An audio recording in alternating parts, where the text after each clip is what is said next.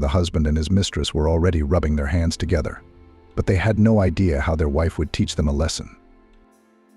Kira, as long as she could remember, had always dreamed of warmth, care, and attention. All this she lacked since early childhood. Kira's mom died of a heart attack when the girl was about 5 years old. Doctors warned Adelaide about the risks, but the woman still decided to give birth. For the first few years of her life, Kira was the most loved child in the world. She vaguely remembered those times: warm hugs, her mother's gentle words, and kind smiles. But of course, Kira couldn't remember the details. Mom's face was lost in the fog. The meaning of her phrases slipped away. Then Kira was left alone with her father, a sullen and taciturn man. He fulfilled his parental duties faithfully, fed his daughter, bought her clothes, even checked her lessons. But any heart-to-heart talks were out of the question. Her father asked only specific questions about her grades at school, her health, her plans for vacations. Sometimes he wondered if someone was hurting his daughter. That was all. Kira didn't know, couldn't remember if Dad had always been so unsociable, or if he had been so changed by the death of his beloved woman. From neighbors, Kira had heard more than once that her father loved her mother very much, long sought the favor of a modest beauty, and then, when Elsa married him, fulfilled her every wish. Kira was hard to imagine her eternally dissatisfied with something father so romantic, in love, attentive. Becoming older, the girl understood the father blames his daughter for the death of her spouse, accidentally overhearing his conversation with a neighbor. The men were standing in the stairwell, and Kira was just returning from school. The anniversary of Mom's passing was approaching. That's probably why the neighbors, longtime pals, had struck up this conversation.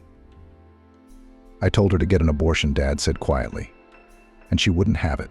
Let it be," she said. She had a feeling it would end well. Kira, hearing these words, froze under the stairs. She just couldn't go up now and make her presence known.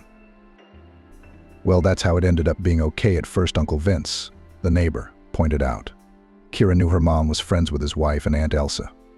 Kira was born. Adelaide still had a whole 5 years to live afterward.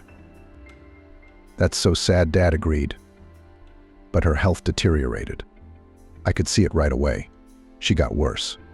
And then there were those sleepless nights. You know, I tried to get up myself to see my daughter so Adelaide could rest, but I couldn't be there all the time. Those bastards. They finished her off after 5 years. That's for sure. Even the doctor confirmed it. Kira took it hard.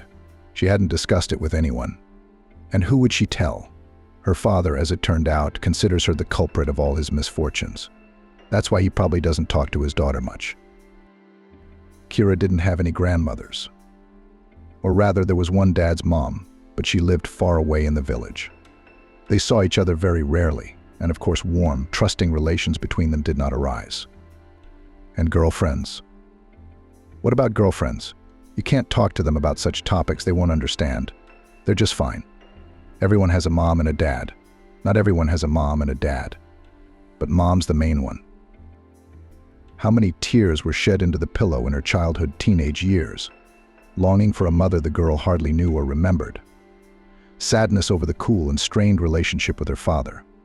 Kira dreamed of growing up sooner, having a family of her own, having children. She had no doubt that sooner or later a man would appear in her life who would love and protect her. And Kira would become happiness for him, a source of energy and inspiration. Her father probably loved her in his own way, took care of his daughter as best he could, worried about her future.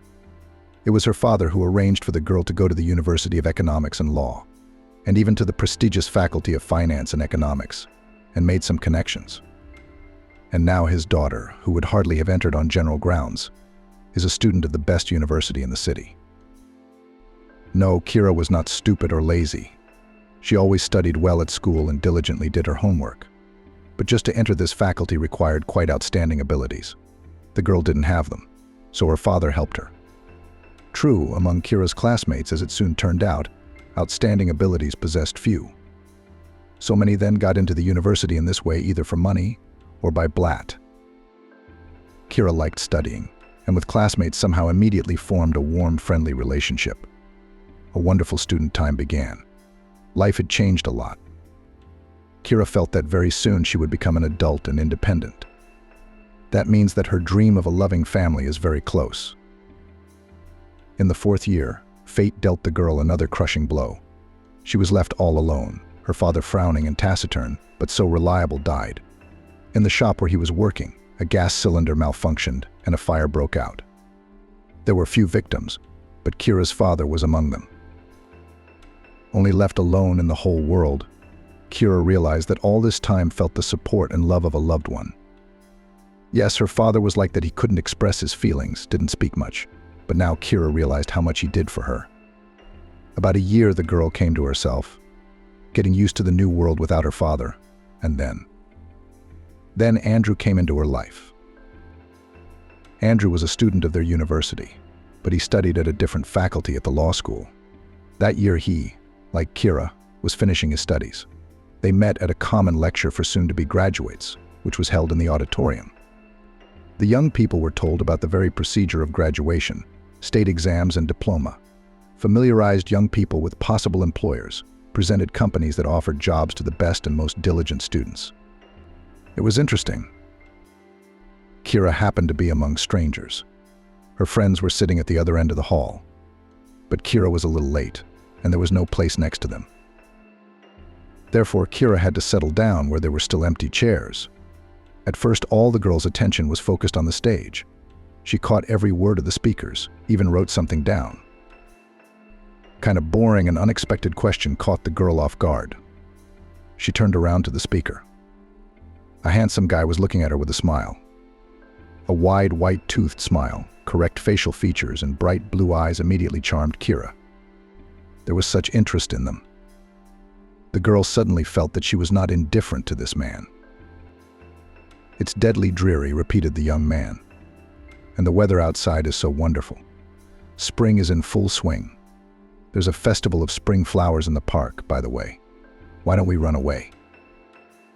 It was the first time Kira had seen this guy. Besides, the lecture was very important and interesting. And after it, Kira and her friends agreed to go to the library to prepare together for the test. But all this somehow suddenly lost importance, and the girl nodded in agreement. The guy glowed, as if her answer made him the happiest person ever.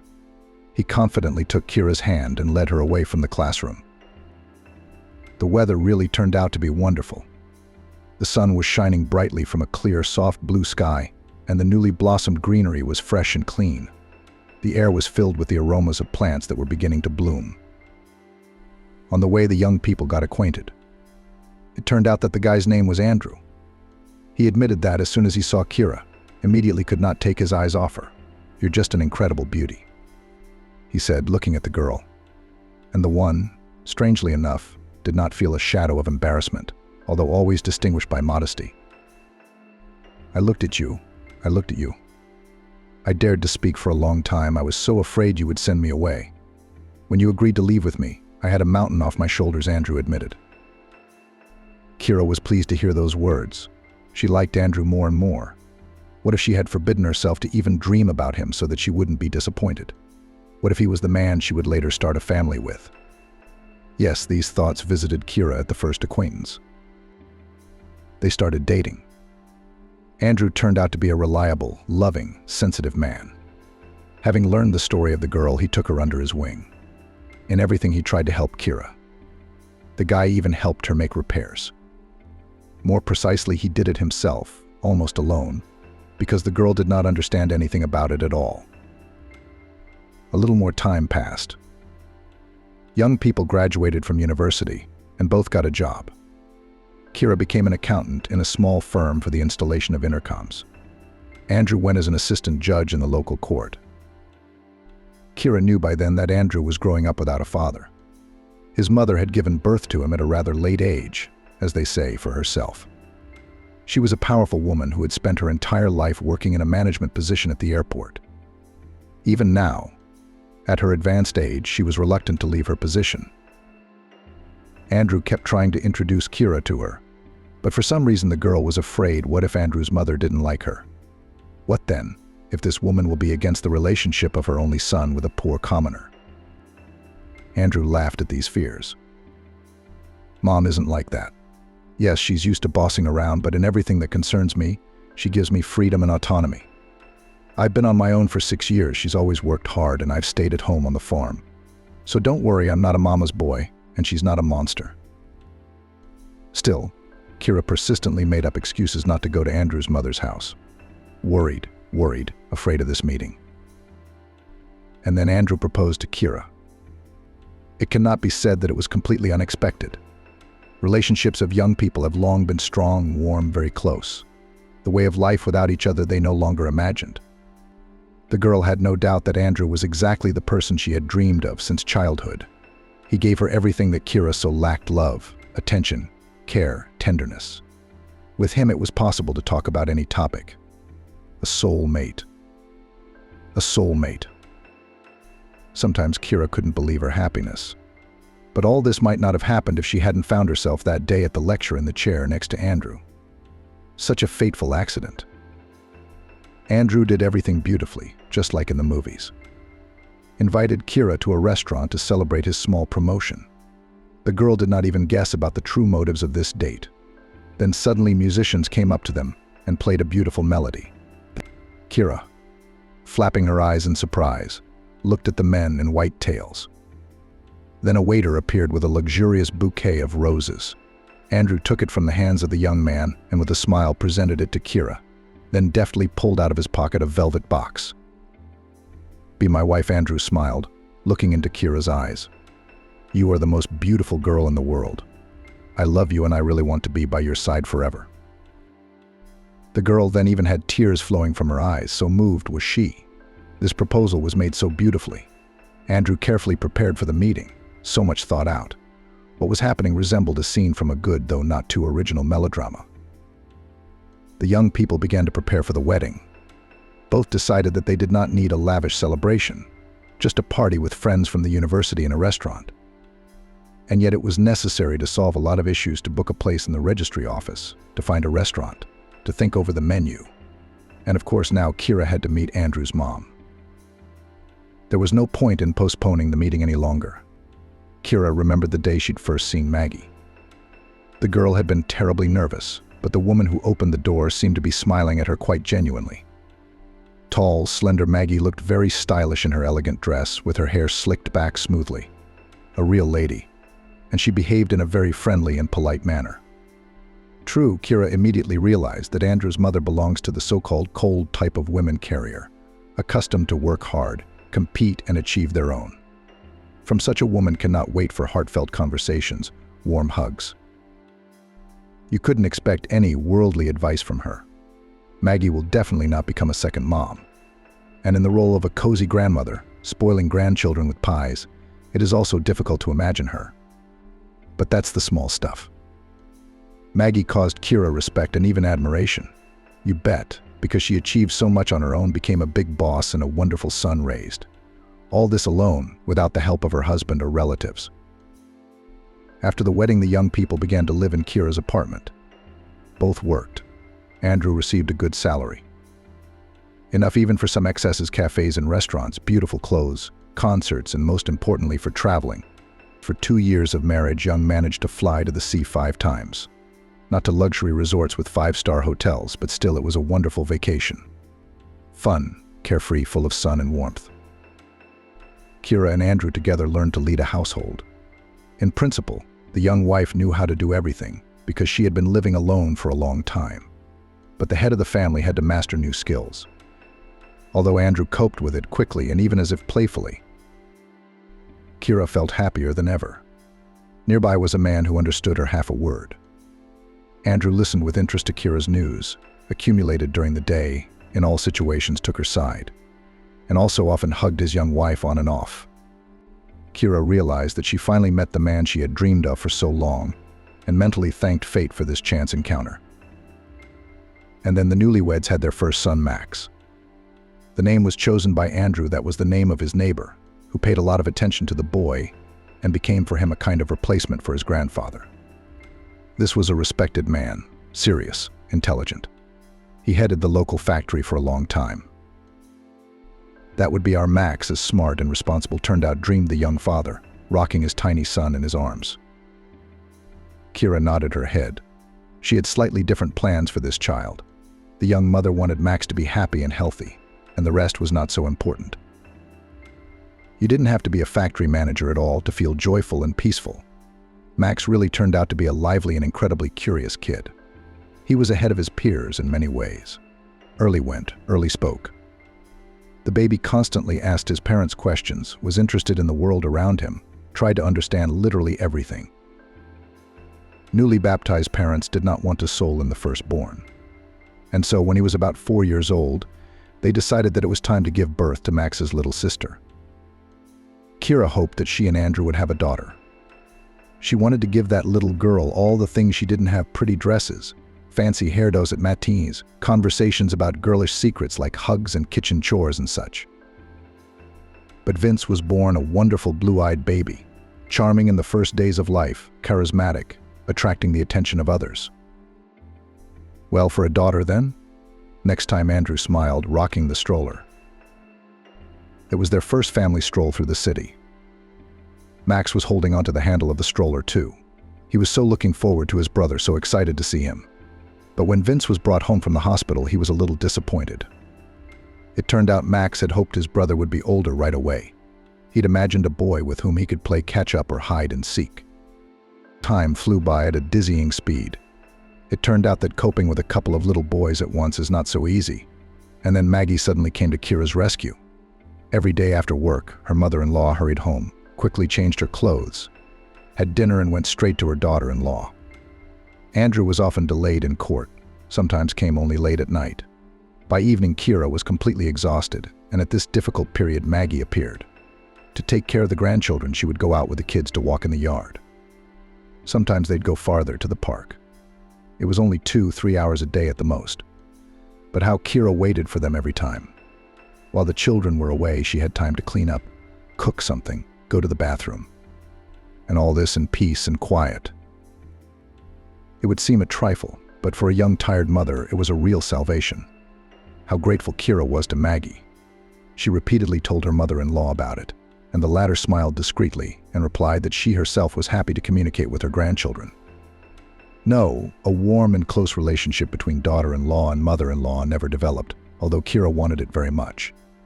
She invited Maggie to tea, tried to make frank conversations, but this woman was some too aloof, cold and inaccessible, like the Snow Queen. Either she had such a character, or she didn't like Kira very much after all. Eventually, Kira stopped worrying about it and accepted the situation as it was. Maggie did not interfere with her daughter-in-law with advice, reproaches, and moralizing. She appeared when Kira badly needed her, and helped the young mother a lot. Perhaps the woman herself did not even realize how she supported Kira in a difficult period. Some more time passed, the boys grew up.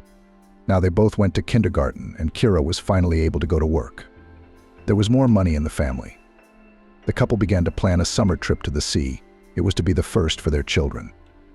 And then life in the country began to change. Enterprises were closing one after another. This fate befell the firm where Kira worked. The woman was out of work. Andrew's salary began to be delayed steadily, which, by the way, at the new price level was not enough even for the most basic necessities. Andrew was now practically never at home at all. After a working day in court, he ran around the city in search of part-time work, somewhere to guard a warehouse, somewhere to help unload a truck. The man grabbed every opportunity to bring an extra penny into the house. Kira was now at home. She was looking for a job in her specialty. She ran to interviews, gave ads in newspapers, but there were no results. As a result, the woman could not even find a job as a salesperson. The supply of jobs in their town at that time far exceeded the demand for them. Kira was glad that she had at least managed to find a job as a cleaner. Now she cleaned the entrances of the neighboring building in the early morning while everyone was still asleep. The pay was low, but the upside was that the job ended before noon, and the whole day was free. Money was scarce, the children were growing at a dizzying rate, and their clothes were quickly becoming too small for them. They also needed to eat a full meal. Andrew and Kira could sit on buckwheat or pasta, but the boys needed vitamins, meat, fruit, and milk. Young spouses were often close to despair. It was Maggie who kept them from being completely lost. She had long ago been cut down, as she was old enough to be on a well-deserved vacation. And just someone needed a warm place, which for a long time was occupied by a firm and principled boss. But for years of work at a fairly high post, Maggie managed to save a certain amount of money. She dreamed of buying a small house by the sea, where she expected to meet old age.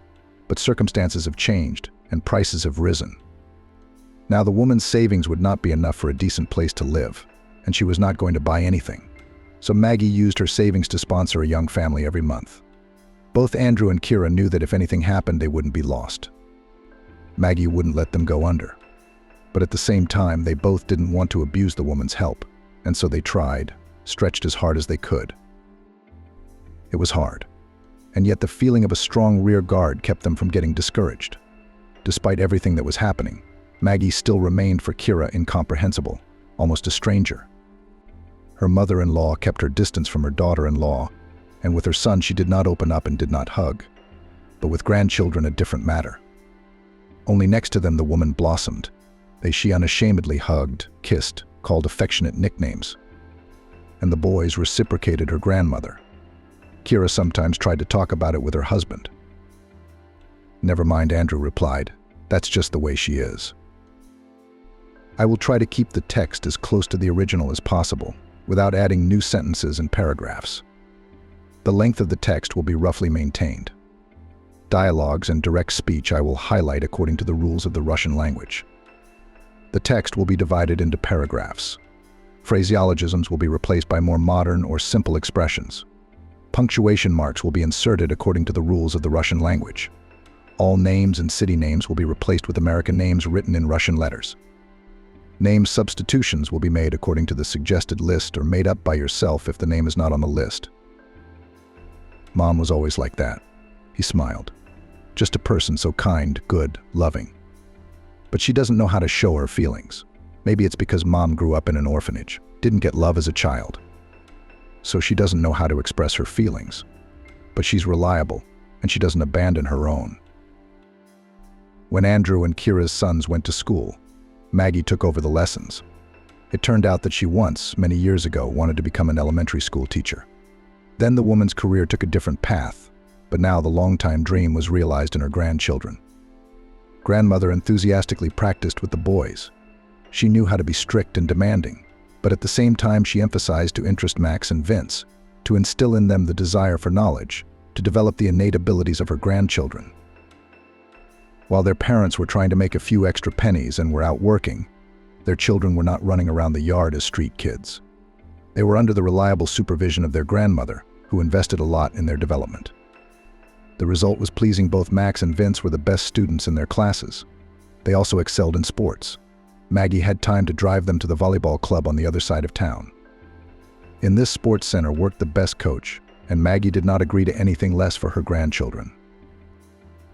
And so they lived, trying their best, supporting each other, raising their children. And then one day Andrew got tired of living, as the man himself put it, a miserable existence. He decided to risk opening his own business. It is clear that the money for the promotion of the businessman took from his mother. And where else? Not in the bank at a crazy interest rate to make loans. Andrew bought in a neighboring city from a warehouse small things, technical sold on the market more expensive and immediately received, albeit small, but a profit. Success inspired. Andrew decided to work in this direction and registered as an individual entrepreneur. Kira helped him with the documents. She was an economist. She worked as an accountant for a long time. So reporting and primary documentation were entirely on her. The couple rented a place in the market and started work. At first, the business was slow. The client base had not yet been built up. Links with suppliers had not been established. Profits in the first few months were either minimal or non-existent. I had to solve many different problems. Sometimes I even wanted to give up, but in the end the business went on, and the small store earned money. Finally, the family had some money, albeit small, but it was their own. They didn't have to ask Maggie for help anymore. Andrew had even managed to pay her back the money he had borrowed to develop the business. Kira knew that her mother-in-law tried to refuse, to give this help as a gift to the young family, but Andrew insisted they still flew to the sea. The boys were old enough to be truly impressed by everything. Kira watched with what joy they were running along the beach, and her heart sank with delight. What happiness this was. There was more to come. Andrew's business grew. Soon the man opened a whole store, then another. Now he had a whole staff working for him, accountants, managers, salespeople. But Kira was given the opportunity not to work and to deal with the house and children. True, the boys had already become teenagers and no longer needed babysitters. But the family moved to a private house, and Kira had a whole garden at her disposal. For its improvement, the woman took up with energy and inspiration. And again, she thanked fate for what is happening in her life. A house of full cup, a loving husband, wonderful, talented children. Every day a reason for joy and pride. And the garden, where Kira felt herself a full mistress. Here she felt calm, relaxed, peaceful. The woman believed that her present life was a reward for what she had to endure as a child. She also often regretted that her father did not see how wonderful life was for his daughter. Probably he would be happy for Kira and certainly did not dote on his grandchildren. And yet, as time went on, Kira began to realize that something was missing. Andrew had grown distant. No, they still had a wonderful relationship. Her husband was never rude to her, always remembered holidays and their personal dates. Only he was too busy working. He came home late at night, traveled a lot, literally lived his life. Max and Vince are almost adults. They have their own lives, their own friends, their own interests. And that's fine. It's just a little sad that their sons have grown up so fast. And Kira hadn't had time to fully enjoy their childhood years. She'd been too busy surviving. Maggie remained alien and cold. Such a character. Kira probably didn't even know how or what to talk to her about until now. Their only topic of conversation was probably Vince and Max. Her mother-in-law was old, but she still looked like an iron lady. She refused to move into her son's house from her own apartment, where she'd been a full-fledged mistress. And Kira understood and supported her in this. And in this difficult period in the life of Kira again knocked happiness. She did not even believe her feelings at first. She thought just, it seems, afraid, even the thought of letting it be true. But then it all became too obvious. Kira realized she was expecting a child again after all these years. Andrew seemed pleased, but still took the news a little too reservedly. There wasn't the excitement in his eyes that he'd had years ago when he'd learned of their wife's pregnancy. Wow, this is unexpected, he smiled. Then he pulled Kira to him and kissed her. We need to find you the best doctors. We're getting older. You understand? Kira understood. And of course she was worried too. Pregnancy when you're in your 20s is very different from a woman in her 40s. There are definitely more risks. Sons took the news of the imminent arrival of a brother or sister positively. Wow, we will have a little one. Max smiled. It's so weird, Vince shook his head. But I like little one. It's fun. They're funny, Maggie smiled at the news. Well, it's unexpected, of course. But it's nothing special.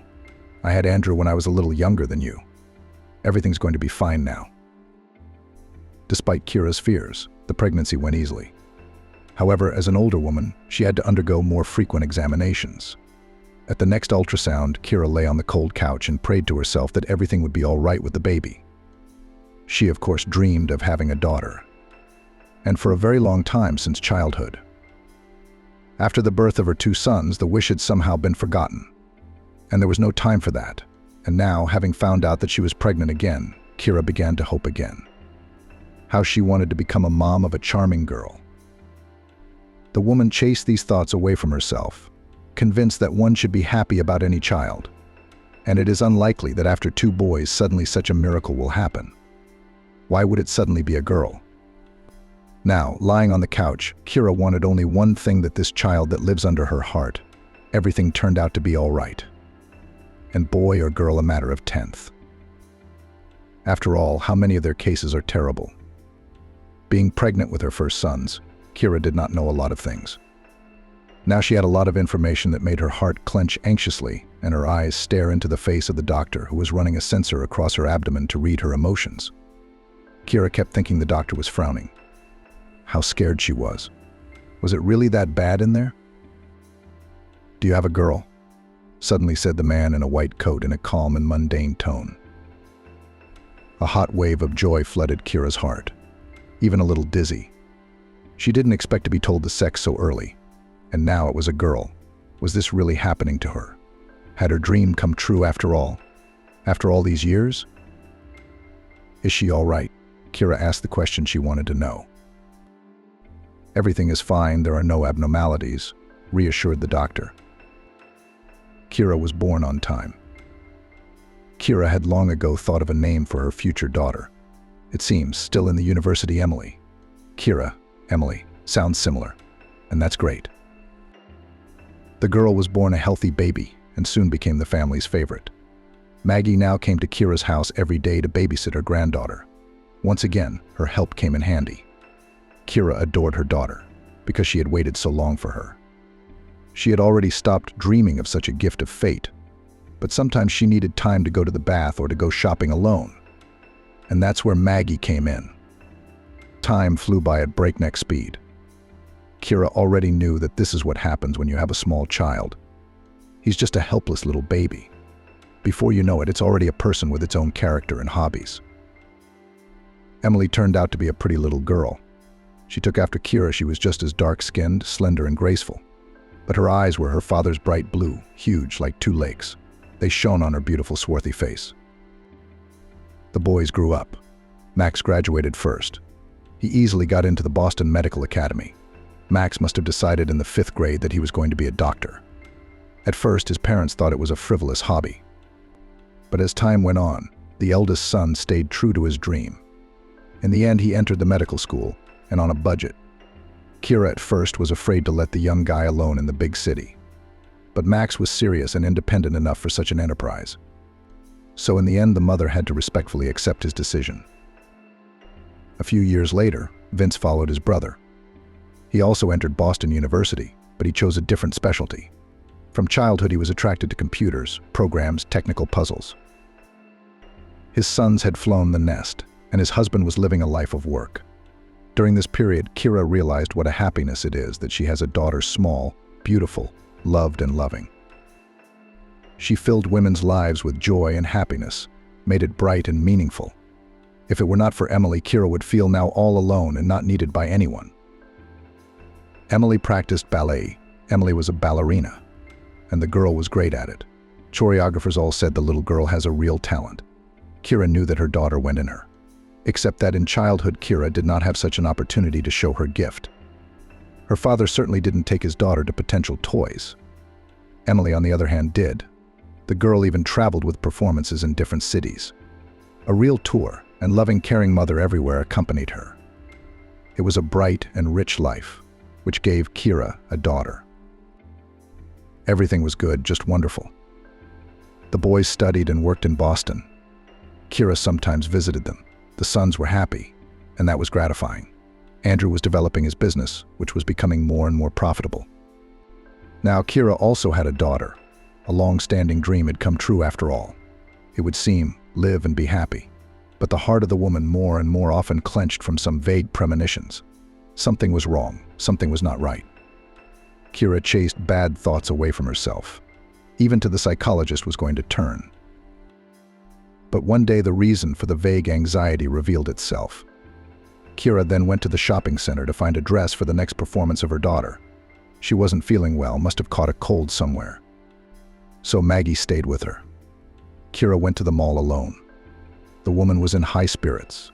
She had found a wonderful outfit for her daughter, and it was just the right size. She imagined how delighted her girl's eyes would shine when she took out this airy, shimmering with all the colors of the rainbow miracle from the branded bag. That's when the woman noticed Andrew. She just happened to glance down, going up the escalator, and saw downstairs, on the first floor, her husband in a bright orange shirt, which she herself gave him. It was a stylish shirt with short sleeves, summer, dressy and elegant, at the same time. Andrew liked it immediately, and now he often wore it to work. Andrew was not walking alone, he was hugging a young girl. From afar, Emily could not see the details, could not see the stranger's face, did not have time to estimate her age, but she noticed the main thing. Andrew's hand was resting on the lady's slender waist. She, in turn, had her palm in the back pocket of Andrew's pants, and Andrew was smiling happily. The world turned upside down in just a few moments. Kira was walking up the escalator steps as a happy, accomplished woman who thought she had succeeded in building a strong family. And she arrived on the next floor as a cheated and betrayed spouse to gather her thoughts. Kira went up to the food court, settled at a small table in the far corner of the hall and ordered herself a coffee. what she'd just witnessed. How to explain it? Kira really wanted to find some sort of justification for what she'd seen. She couldn't. If she wanted to, she could still convince herself that Andrew was just walking through the mall with a female employee. Maybe they wanted to look at a competitor's assortment or something, but certainly not like that. Andrew had his arm around the stranger's waist. Both of them were not embarrassed at all by people, who at this time in the mall were plenty.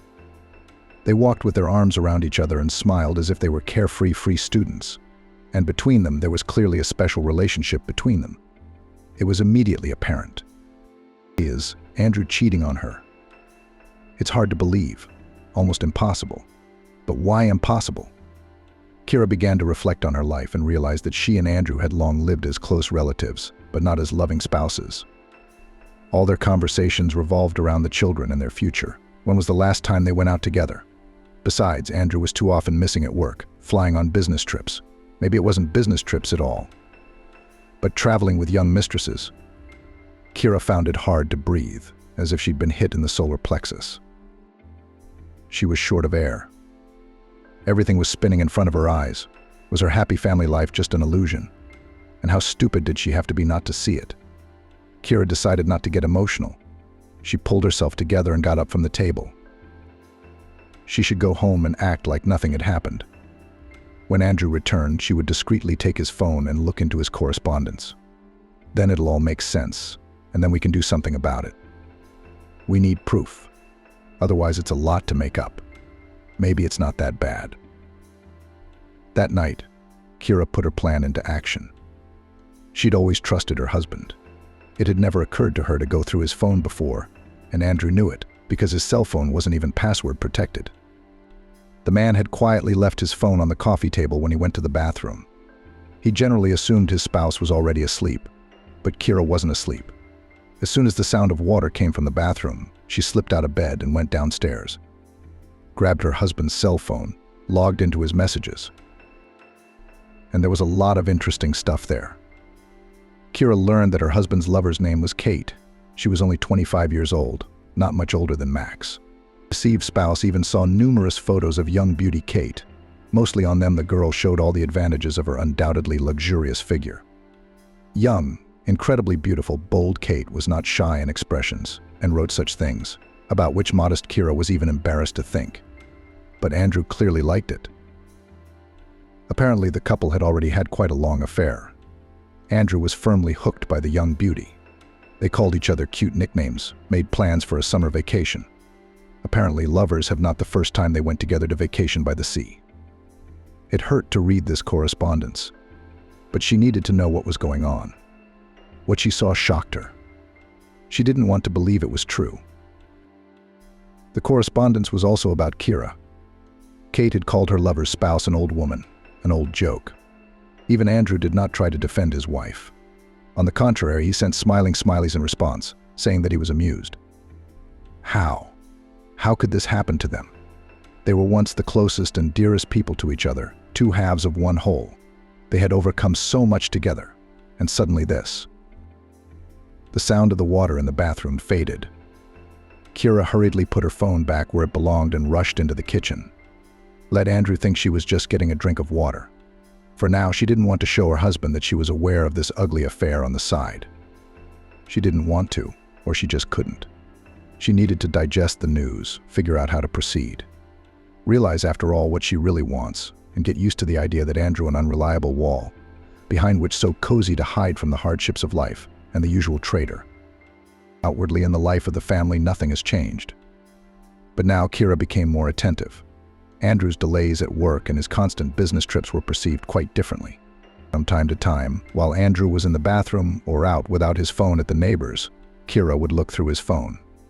Kate texted Andrew frequently. Some of the messages were quite explicit.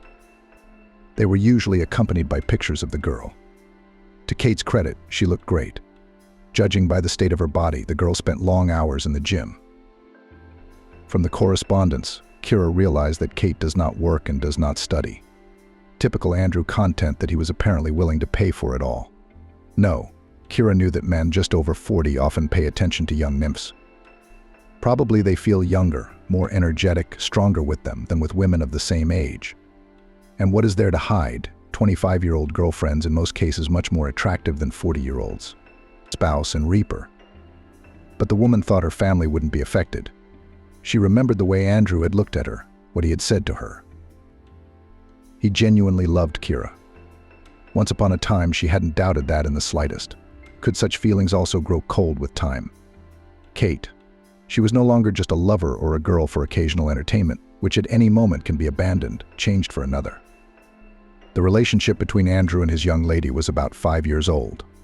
Sometimes in their correspondence glimpsed historical dates, and the oldest of them came about the time when Susan was born. Apparently, that was when they had met. Kira remembered that period of time after giving birth, and with a newborn baby in her arms. She didn't feel very well. She probably looked even worse. Kira was completely focused on her health. Her daughter, even her sons, had no energy at that time. Thankfully, by the time her sister was born, they had long since managed to become fully independent young men.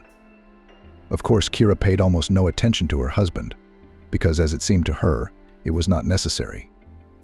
A grown man, passionate about his work. But maybe that was where the mistake lay. Maybe she herself was to blame for what was happening to their family now. Kira shook her head and chased the wrong thoughts away. What was her fault? It was Andrew, after all, who had decided to look for fun on the side. No would support his wife in a difficult period, to take on some of the responsibilities, to take care of his wife and newly born daughter. No, Andrew chose a different option. Maybe this lovely Kate isn't his first mistress. Andrew had been estranged for a long time. Kira was now clearly aware of that. It's just that the woman preferred not to notice such trifles as distant alarm bells. He earns, does everything for the family, does not drink, does not beat, does not humiliate, in money does not limit. Well, that's great. What else is there to complain about? So Kira didn't complain. She lived and enjoyed a happy, as it seemed to her, family life. And then suddenly it hit her. Maybe Kate was not Andrew's first mistress, but in the fact that it was with her, he had a fairly serious relationship, Kira did not doubt. Andrew was truly in love with the girl. It could be felt in the tone of his messages. What only affectionate words he did not call his mistress. The man protected his lady from household, financial, and any other problems, gave gifts, constantly interested in her desires. It hurt Kira to read this. Perhaps so he did not behave with her even in the most golden years of their marriage. It is understandable then they were spinning, surviving, pulling children, not to sentimentality was. From the correspondence, Kira realized that Kate was pressuring Andrew about the divorce. "When will you divorce your old lady?" the girl questioned, supplying the message with anger-red emojis. "All in good time," baby Andrew replied. "I'm in the process. A lot of things need to be prepared so that we can live not only happily but richly. My princess loves a beautiful life." After all, that sweet tone, Andrew's usually reserved and serious tone, almost made Kira feel nauseous. But she continued to read the messages, searching them for information about the impending divorce. This moment interested her more than others, because it directly affected both her and the children. Kira was not particularly worried about how her sons would take the divorce. They were already adults, and both of them had been living on their own for a long time. For them, most likely, little will change. But the daughter, she is used to this house and adores her father. Despite his indifference, the little girl will be very worried. Kira had no doubt about that. And something would have to be done about it. In Andrew's messages sometimes slipped that he did not rush into divorce to properly prepare for the care. What would that mean? The spouse was clearly up to something, and Kira wanted to find out what it was about.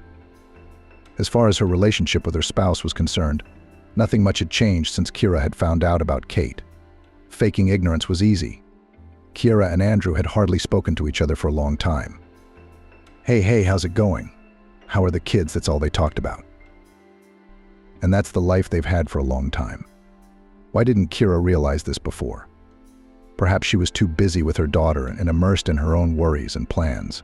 Kira, of course, didn't tell Maggie about her son's life. She still came over occasionally to play with her granddaughter. There were times when Kira took Susan to her grandmother's house to run errands. But the relationship between mother-in-law and daughter-in-law never became warm and frank. Over the years, Kira had trusted Maggie completely in everything concerning the baby. Perhaps it was the only person with whom the woman could leave her daughter with a light heart. But otherwise, over the years, Maggie and Kira had remained, in general, strangers to each other. No, of course, Kira couldn't tell Maggie about Andrew, though she wanted to share it with someone. Why worry the older woman? Of course she'd be upset to hear about her son's behavior. Will be worried it will negatively affect her health. Of course, the mother-in-law will still find out about the divorce, which of course will have to go to. Even if Andrew had not planned this procedure, Kira herself would have organized it. Because how to live with a traitor? That's how she now perceived her spouse. Well, you fell in love with someone else, say it directly. Why lie, lurk, make cunning plans, thought Kira. Andrew had not even once pulled Kate back when she insulted Kira in her messages.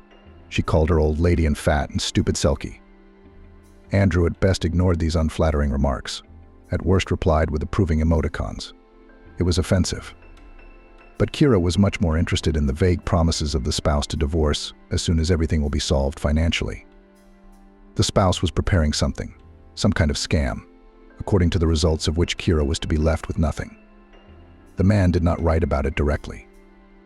It is understandable correspondence with the mistress had a completely different character, was light, humorous, in some places passionate. But by some words and hints Kira understood that Andrew was up to something. But how would she know what surprise to expect? Surely the details of the plan Andrew and his mistress discuss when they meet. Kira, understandably, felt hard about the whole situation. The pain of betrayal, the uncertain future, the suspended state. And there was no one to share it with. If her mother were alive, how much easier would this misfortune have been to bear? Kira slept badly, nervous.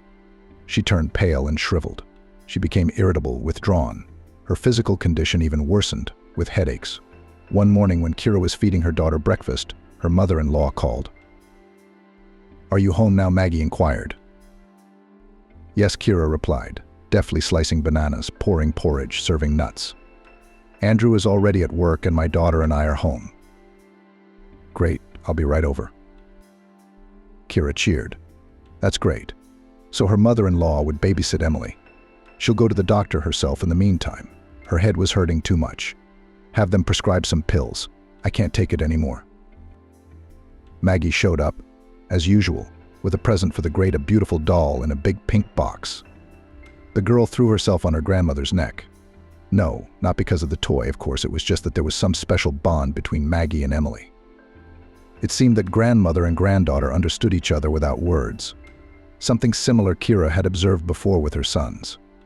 Maggie was a wonderful grandmother to all her children, sensitive, caring, attentive. It was surprising, considering her bossy, somewhat cold nature. Surprising, but wonderful.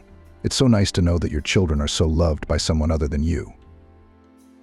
"Good morning," Kira smiled at her mother-in-law. "It's so good to have you here. Emily has missed you already."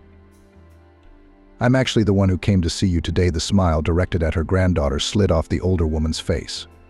She stared at her daughter-in-law absent-mindedly. Kira immediately tensed, sensing that this was going to be about something serious.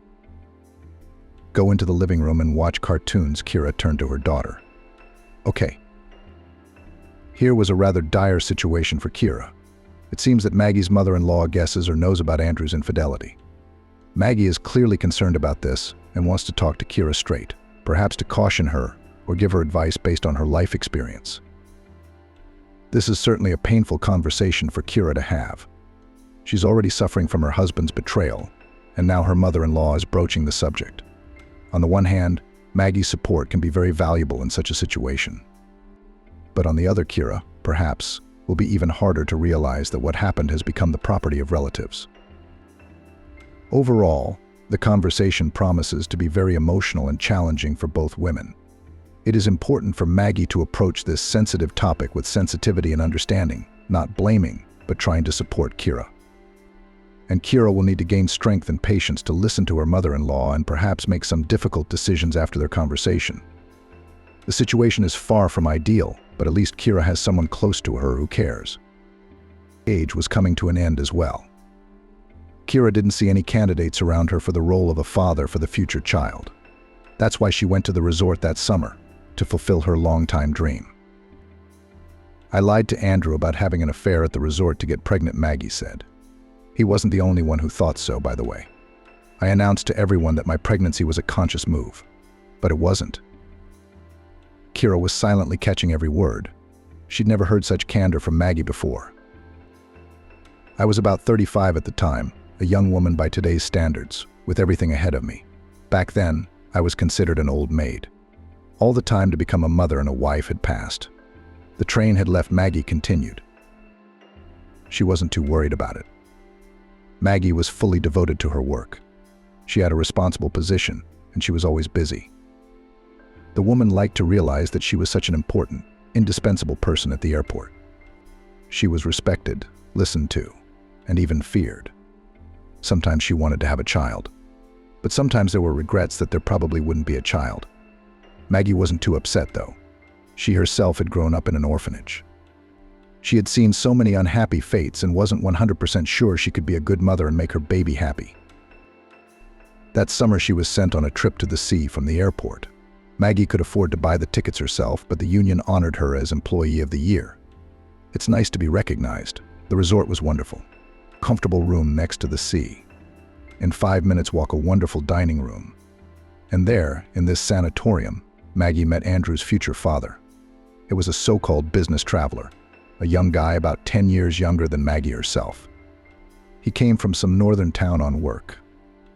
It was Helia's first time at sea, and he looked a little confused at first. It even looked nice. Maggie first noticed him in the dining room. The young man immediately caught her attention. He was good, really good looking, this Helia. Hair the color of ripe wheat, bright blue eyes. Those eyes ended up playing a key role in Maggie's fate. He had amazing eyes. I guess they made me fall in love with him like a girl, Maggie said. I don't think I'd ever seen anything like them before, not even when I was young. Bottomless, bright blue, attentive. Andrew inherited them, and so did Max and Vince. Wow! Helia has no idea he has a son and grandchildren, and that they have his eyes. Maggie was now looking everywhere with her eyes for a cute guy. At first she didn't understand why she was doing it. But the guy was very young. I bet he'd have a lot of admirers soon. Young, pretty young things just like him. And so it was. For several days Maggie watched from afar as Helia returned to the sanitarium with one and another beauty. All of them were like a selection, slim, tanned, smiling. Helia himself smiled a lot. He had a wonderful smile. From it on his cheeks appeared charming dimples. One day the young handsome man himself approached Maggie. Helia confessed to me that he has been watching me for a long time. He's incredibly attracted to me, she said. It was unexpected to hear that. A young, handsome guy, whom I had been admiring from afar for about a week, but was giving me compliments that made my head spin. I was desperately jealous of all those young beauties with whom he appeared in the sanatorium. And he, it turns out, at the same time dreamed of me and did not dare to approach, afraid of rejection. He said I looked beautiful and inaccessible. Maggie and Helia began a stormy resort romance. They took many walks in the neighborhood, swam at night in the sea, laughed. Maggie felt 10 or 15 years younger around him. I don't think I've ever laughed so much even in my youth, she recalled. It was a wonderful week. I fell in love. I just lost my head, which I don't usually do, Maggie said. It was so unlike me. It was like Helia cast a spell over me, and I didn't see a lot of things. A lot of obvious things. Maggie always paid for her date at cafes, in the dining room, on excursions. He never gave her anything, but she didn't expect him to. Being around this guy was a gift in itself. Then one day Maggie woke up in her room, expecting to see Helia next to her. They'd taken a long walk along the promenade at night, gazing at the stars, talking about everything, and had fallen asleep with their arms around each other in the morning. Maggie felt so happy and peaceful in the arms of her lover. But when she woke up, she didn't see Helia there. I reached up and rolled over onto my other side, Maggie recalled. I still wasn't worried about anything. It had happened before. Helia had probably just gone out for coffee and pastries to surprise me. How nice it is to have someone care for you like that. Maggie dozed for another half hour, enjoying the peace and quiet. But the longer she was alone, the more she realized that something was wrong. Finally, unable to bear the anxiety any longer, the woman stood up. That's when it all became clear. There were no belongings of Galia, no clothes, no favorite wristwatch. He had even remembered to bring a little thing like perfume and a toothbrush. So Helia left while Maggie was asleep. He left quietly, so he wouldn't wake the woman and have to explain himself to her. How's that? Why? Everything was fine last night, Maggie wondered. A wave of sadness, despair, and resentment washed over me. I couldn't breathe. I wandered around the room like a stranger and couldn't find a place to go. My heart clenched with unbearable pain. I thought I had found my soulmate. Helia was so easy, so pleasant, and even though he was much younger, I felt supported by him. Nothing could have predicted this outcome. Even last night, Helia had hugged me tightly, showering me with kisses and compliments. I was seriously planning our future together, Maggie said. Helia lived in a small town up north. He even asked me to go there. And I was ready to give up my career, my apartment, my friends, everything to be near him. In desperation, Maggie opened her closets again and again. Could Helia have just moved his things somewhere else? And himself? Well, he might have been late for some reason, but Helia's clothes were nowhere to be found. But Maggie noticed some of her own things were missing. A box of gold jewelry. She had taken a small portion of her treasures with her on vacation. But they were her favorite 2 pairs of earrings, a dainty chain and a bracelet with small sapphires, original, exquisite pieces. The bracelet was actually brought to me from Germany, Maggie recalled. Now this jewelry box had disappeared. There was no half-empty bottle of Chanel, no. 5 on the bathroom shelf. In the safe closet, I missed 3 dresses I bought when I was on vacation in Riga. You can't find such dresses here. My heart clenched with a bad feeling. Was Gilia really just a criminal? Maggie asked herself. I should probably write a statement to the police. On the other hand, it would be shameful to have to confess to strangers that I lost my head like that, blindly trusting a young traitor. I'm a grown woman, a boss. Maggie sat down on the couch, hugged herself tightly, and began to sway. That's what I used to do when I was a little girl, she recalled. I grew up in an orphanage. There you can't get comfort and sympathy from adults. So I got into the habit of comforting myself. As an adult, I somehow outgrew this ritual. And now, in a moment of stress, the habit has returned. We should get out of this stuffy room and take a walk on the beach, Maggie decided. The fresh sea breeze would give her strength and bring relief. As she approached the front door, she noticed a note. Helia had left her some kind of message on the mirror. My heart jumped with joy, a faint hope that everything would still be all right. Maggie shared her memories. Maybe he's just preparing some kind of surprise? Maggie thought. And here I was almost going crazy with worry. But there was no miracle. Helia had indeed turned out to be a traitor. Only for some reason it was important for him to explain his behavior to Maggie. I guess by now you have already realized everything he wrote in a note. Are you crying? Angry at me, scolding yourself for being gullible. I don't know why I'm writing all this. Usually I just walk away. But you're really special. I can't do to you what I do to others. I really like you. You're strong and noble. And you're a real beauty. Probably any man would be happy beside you, but not me. I realized a long time ago that my happiness is different from most people's idea of a prosperous life. I like adventure, changing places, meeting new people. I realized long ago that I could never be with just one woman. Family, children, everyday life. It's not for me. That's the way I was born. My mother says I took after my father. I never knew him, by the way. He's also a vagabond, an adventurer. This man probably doesn't even know I exist. It doesn't matter, though. Of course, I haven't told you a word of truth. Well, almost none. The fact that you are very beautiful, intelligent, strong, I really think so. Those words of mine were sincere. As for my biography, I named the wrong city.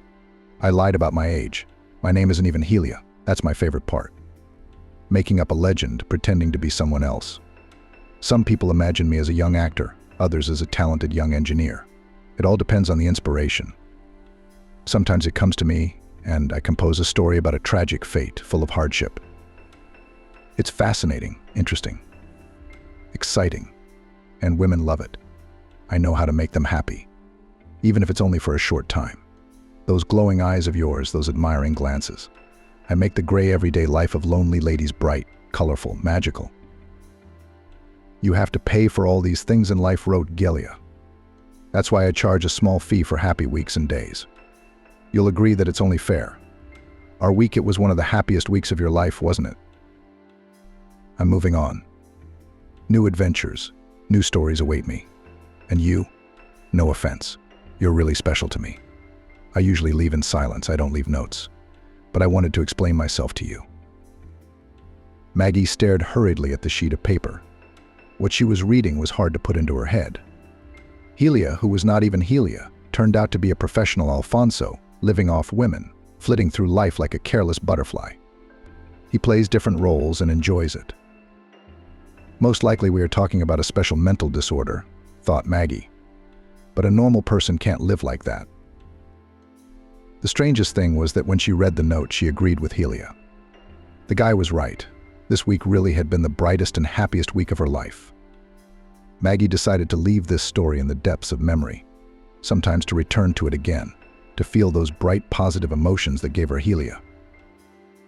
But it turned out differently. After returning from vacation, Maggie realized that she was expecting a baby. I realized that it was the child of Gelia, a man, perhaps not quite mentally healthy, she recalled. But I decided to keep it because first of all, I was tired of being all alone, and secondly, I guess I still loved Helia. Or rather, the image that young man had created. At the due date, a wonderful, healthy, and strong boy was born.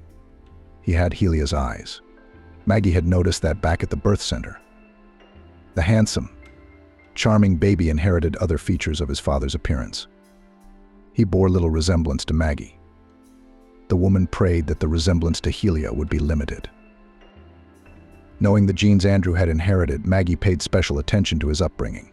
She developed in him responsibility, honesty, and kindness, and Andrew seemed to grow up to be a wonderful boy. With anxiety, Maggie searched in her son traits of reckless adventurer, as was his father Helia. But she didn't find them. Andrew faithfully prepared his lessons, never skipped classes at school, and then at the university. When the guy grew up, Maggie watched his relations with girls with bated breath. But even here, Andrew did not resemble Helia in any way. Before Kira, he dated a former classmate. They had been a couple for several years in a row, no stormy short-term romances. When her son married Kira, Maggie exhaled. It's okay. Andrew has a beautiful wife, wonderful children, his own business. No, the son is nothing like the character of a wealthy Alphonse father. It's not that bad. But it turned out that she had rejoiced too soon. Maggie shook her head. Now I'm going to have to tell you the bitter and ugly truth about Andrew. I kept quiet while it was none of my business. Went through everything inside of me, but now my grandchildren's welfare is at stake. I can't let them be left with nothing. Kira knew what she was talking about. I know he's cheating on me, she said. Andrew has a young mistress. I've seen them together and even read the sweet couple's correspondence. Maggie's eyebrows rose in surprise. And why didn't you scandalize him? How did you even get over it? I'm just confused, Kira admitted. The opportunity to discuss the situation with someone made her feel better. Yeah, it's Andrew's mom, but I felt like she was totally on my side. I see. Maggie nodded. Anybody would be confused. So you know about this, Kate? Kira nodded, then asked. But how did you know about it? Andrew told me, Maggie said. He said he'd been unhappily married for a long time. That you, as a wife, do not pay attention to him. You've lost yourself in the children and the house, become uninteresting and indifferent. The usual male excuses. It was painful for Maggie to realize that the son, the only child, in whom so much invested, apparently still inherited the genes of his father. Even if not immediately, they had taken over. Kira could barely hold back her tears. But maybe he's right. I've been really busy with the kids in the house. Maybe Andrew really did miss my attention. I wish we'd talked about it in time. He's wrong. Maggie was adamant. There's more to it than that. Sometimes the feeling goes away. It happens and it's normal. But this is different. Andrew's lying to you, hiding, and that's the worst part. He and Kate are going to leave you with nothing. You and the kids. How? Kira gasped. She was used to the idea of Andrew cheating on her. And here was a new shock. It seemed to her that her husband adored children and would do everything to provide them with a happy future. And now this. Although these hints that he's preparing for divorce. They have a plan. Maggie shook her head sadly. When I heard it, I wanted to give up both the plan and my son. But then I decided to keep my emotions to myself. If I don't agree, they'll come up with something else. Now, girl, listen to me carefully. Andrew felt like a happy man. He achieved a lot in life, built a whole mini empire, organized a network of stores of sanitary ware. The man had a right to be proud of himself. His family life up to now, everything suited him: a beautiful wife, wonderful children, well-adjusted life. It was a kind of quest to get funds for the family, buy a new car, change the apartment to a large house. And then these tasks somehow ceased to fascinate and bring joy. It became too easy. Andrew no longer needed money. They were enough for new acquisitions, and for traveling, and for children's education. The man was suddenly bored. And then just at this very moment in his life appeared Kate, young and energetic, who loves adventure and adventure. She worked as a sales clerk in one of his stores. One evening, Andrew stopped by one of his stores to talk to the accountant, but she was no longer there.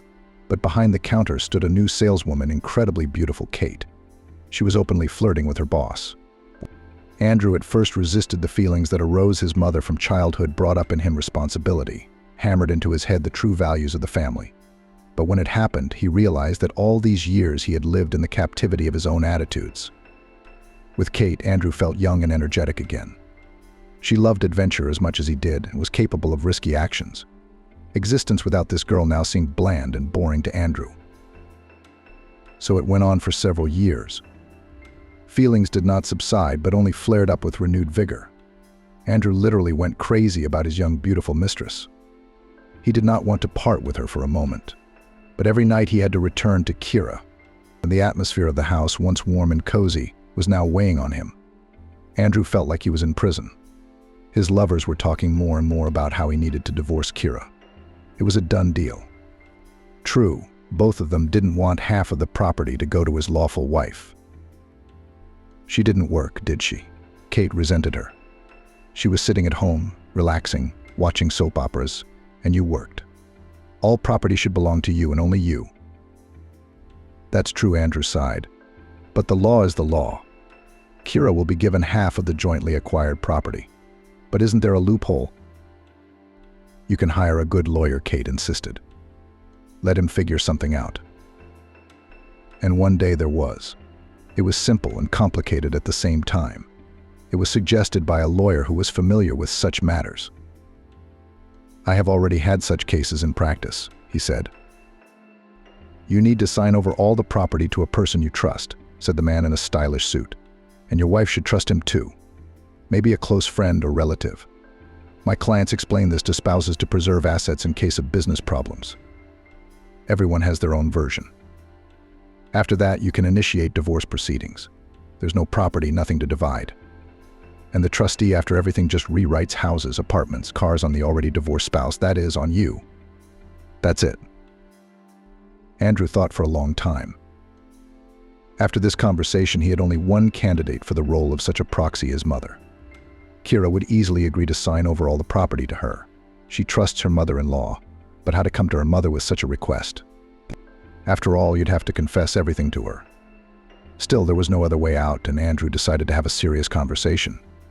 He realized that his mother would not be delighted with the situation. But she's his mom. She will definitely support her son, help.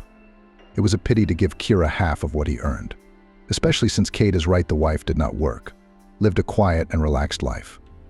What right does she have to all this? Maggie listened to her son in silence without interrupting. As always, she looked unperturbed and somewhat detached. The only thing that betrayed her anxiety was her fingers, which were relentlessly running over the long sleeve of her sweater. Have you made up your mind? Maggie asked when her son had finished. Yes, he nodded. Don't you feel sorry for Kira? I've fallen out of love with her. She's obviously indifferent to me. So now we have to suffer together for the rest of our lives. And what about the property? She hasn't invested a penny in the house or anything else. So it's all fair. I was the only one who worked. She was the one who provided for me. And she raised your kids, Maggie reminded me. Thanks to Kira, you could think of nothing else but growing the business. She always took care of the rest. And remember, at first Kira helped you a lot. Doing those reports at night, making estimates, Maggie said. And then you had a staff of accountants. You're exaggerating, Mom, really exaggerating what she did. All right, what about the kids? You could see that Maggie was taking great pains to control herself. What about the children? Are you going to pay child support? Help out like that. So you'll help me? After a brief silence, Maggie nodded her head. Andrew could see from her eyes that his mother didn't approve of what he was doing. Well, he didn't expect anything else. The important thing was that she agreed. Andrew signed over all the property to Maggie. Kira didn't suspect a thing. She immediately believed in the fairy tale that Andrew thus just avoid unnecessary risks. Kira had not been paying much attention to anything lately. All her time and attention was devoted to her young daughter. Well, all the better. Kate was as happy as a child. She should be, because everything was going so smoothly, without problems. It seemed to open up a happy, carefree future ahead. Kate and Andrew planned to celebrate their success with a trip to the sea. They had already chosen a resort, even argued a little about it. One day, when all the property was already rewritten to Maggie, Andrew dared to have a frank conversation with Kira. The man, of course, was worried. All the same, to tell the person with whom he lived for so many years, such news is not very pleasant. But Kira took everything surprisingly calmly. Naive woman, apparently, has not yet guessed that she will not get anything in the divorce. She would only find out in the courtroom. And even if she finds out sooner, there's nothing she can do about it. Andrew officially moved into the apartment he'd rented for Kate. Now it was just the two of them, waiting for the court hearing, after which Kira would have to leave home. Where? Her own apartment, the same one they'd lived in before Andrew's success. The ex-wife and her daughter won't be on the street. And the boys, they're already in another city. Young men on their own. You don't have to worry about them at all, Andrew said. And so finally the day had come. Andrew and Kate had waited so long for this date. Today, at last, everything will be over. Andrew will get his freedom. A little later, he will transfer everything from his mother to himself, and the sweet couple will fly to the beach with white soft sand. Kate decided to go to the meeting. Together with her lover, she put on an elegant marriage suit, emphasizing the advantages of her gorgeous figure, made light makeup, let her hair down. Andrew once again admired his beautiful beloved. Yes, she looked like a supermodel from the cover of a magazine. In his youth, Andrew had never dreamed of such girls. And here he was, a stunning beauty was in love with him. Being in the conference room, Andrew immediately noticed Kira. She looked surprisingly calm and dignified. For some reason, Maggie was sitting next to her. She was wearing a suit that she had worn as an airport employee on particularly important days, days when she needed luck. His mother's presence confused Andrew. He was worried, why was she here? She's sitting next to Kira. She's here to support her sister-in-law. Odd, given their plan. Kate tensed at the sight of her future mother-in-law, too. She'd taken a dislike to Maggie beforehand. Realized the older woman wasn't thrilled that a young rival had broken up her son's tight-knit family. So what? What did her opinion matter? Absolutely nothing. Maggie greeted her son and his companion with a nod of her head. Kira, on the other hand, said hello loud and friendly, even smiled. The hearing began. The judge read the divorce decree, determined the place of residence of the minor daughter with her mother, and announced the amount of alimony, which should now be paid monthly on Emily Andrew. And then it came to the most important thing of all property. Since you do not have any common property, you have nothing to divide, the judge concluded the speech. Yes, the marital apartment will remain for her. But that's not all, Maggie reminded her. It's all about the divorce case, the judge looked at her reproachfully. As for your gift, it's not a subject for discussion in court. What gift? Andrew jumped up, his heart clenched with misgivings. Kate, sitting next to him, smiled happily. She did not suspect anything yet. The deed of gift I made to Kira, Maggie replied, looking pointedly at her son. To Kira and the grandchildren. What did you think? I'm going to leave them on the street with nothing, so that you can live happily ever after, and they'll all live in a cramped apartment. Andrew's eyes went blurry. He hadn't expected this from his mother. He looked at Kate. The girl's beautiful face was twisted in an angry grimace. She opened and closed her mouth in surprise, trying to say something, but not a single word escaped her tongue. She even seemed to be out of breath. Kira looked calm and peaceful. The judge was reading out some more formalities regarding the divorce. Maggie was whispering about something with her sister-in-law, and it was slowly dawning on Andrew that it was over. Of course, Kate would leave him now. She wouldn't stay with him through the hard times. That was absolutely certain. He'd have to start all over again. All over again. A mother with many children bought a house in the countryside with her last money and decided to dismantle the stove. Annie took one more look around her parents' apartment and her miserable belongings. What had she prepared for the journey? In the kitchen, the twins, her two favorite sweet couples, Megan and Emily, were finishing their tea and gnawing on one bagel for two. Sweet tooths, Tommy, Christian, Annie said. Another equally ruddy bagel and a bowl of apricot jam stood on the table. A car was due to pick them up in half an hour. There was still time to see if everything was packed for the long journey to her new life, which she did not know how it would turn out. The woman sat down heavily on a small stool in the hallway, sighed, tried to pull her thoughts together so she wouldn't cry. Not to win snot on her fist. She didn't like weaklings. And here you're going to go. She wanted to sob in her voice to the bone. 30 years down the drain. Childhood, youth, father and mother, her late husband. Did it all happen within the walls of this house? The apartment was dejectedly silent. Only on the landing the old elevator farted like an owl, whether it was taking someone up or taking them down. Annie would never have sold her parents' inheritance if it hadn't been for fateful circumstances. Everything in life must be paid for, including insanely passionate love. That's fate, and billed her now at the full rate. Their home in a quiet neighborhood on the outskirts of Los Angeles got Annie's parents honorably after hard work at the candy factory. The girl's father was an adjuster of production lines. It was thanks to his bright head on the conveyor belt smoothly rolled all these lush cakes, dressed with chocolate icing, beckoned sugar-colored marmalades. To the mother, sweet treasures a little later got to the packaging. The workers put the fragile products into colorful boxes marked "Made in the oldest candy factory in the USA." The soul rejoices without a premium. And if they also give a bonus, so in general, here it is, simple happiness. In stores, the goods flew off the shelves across the country, boxes of products dispersed, giving the staff of the confectionery factory and decent salaries by those standards to receive, and social benefits to enjoy. So the masters of tasty business got this 2-room apartment. They furnished it with new furniture, a sofa, a TV set, a couple of armchairs, a floor lamp, a sideboard, crystal.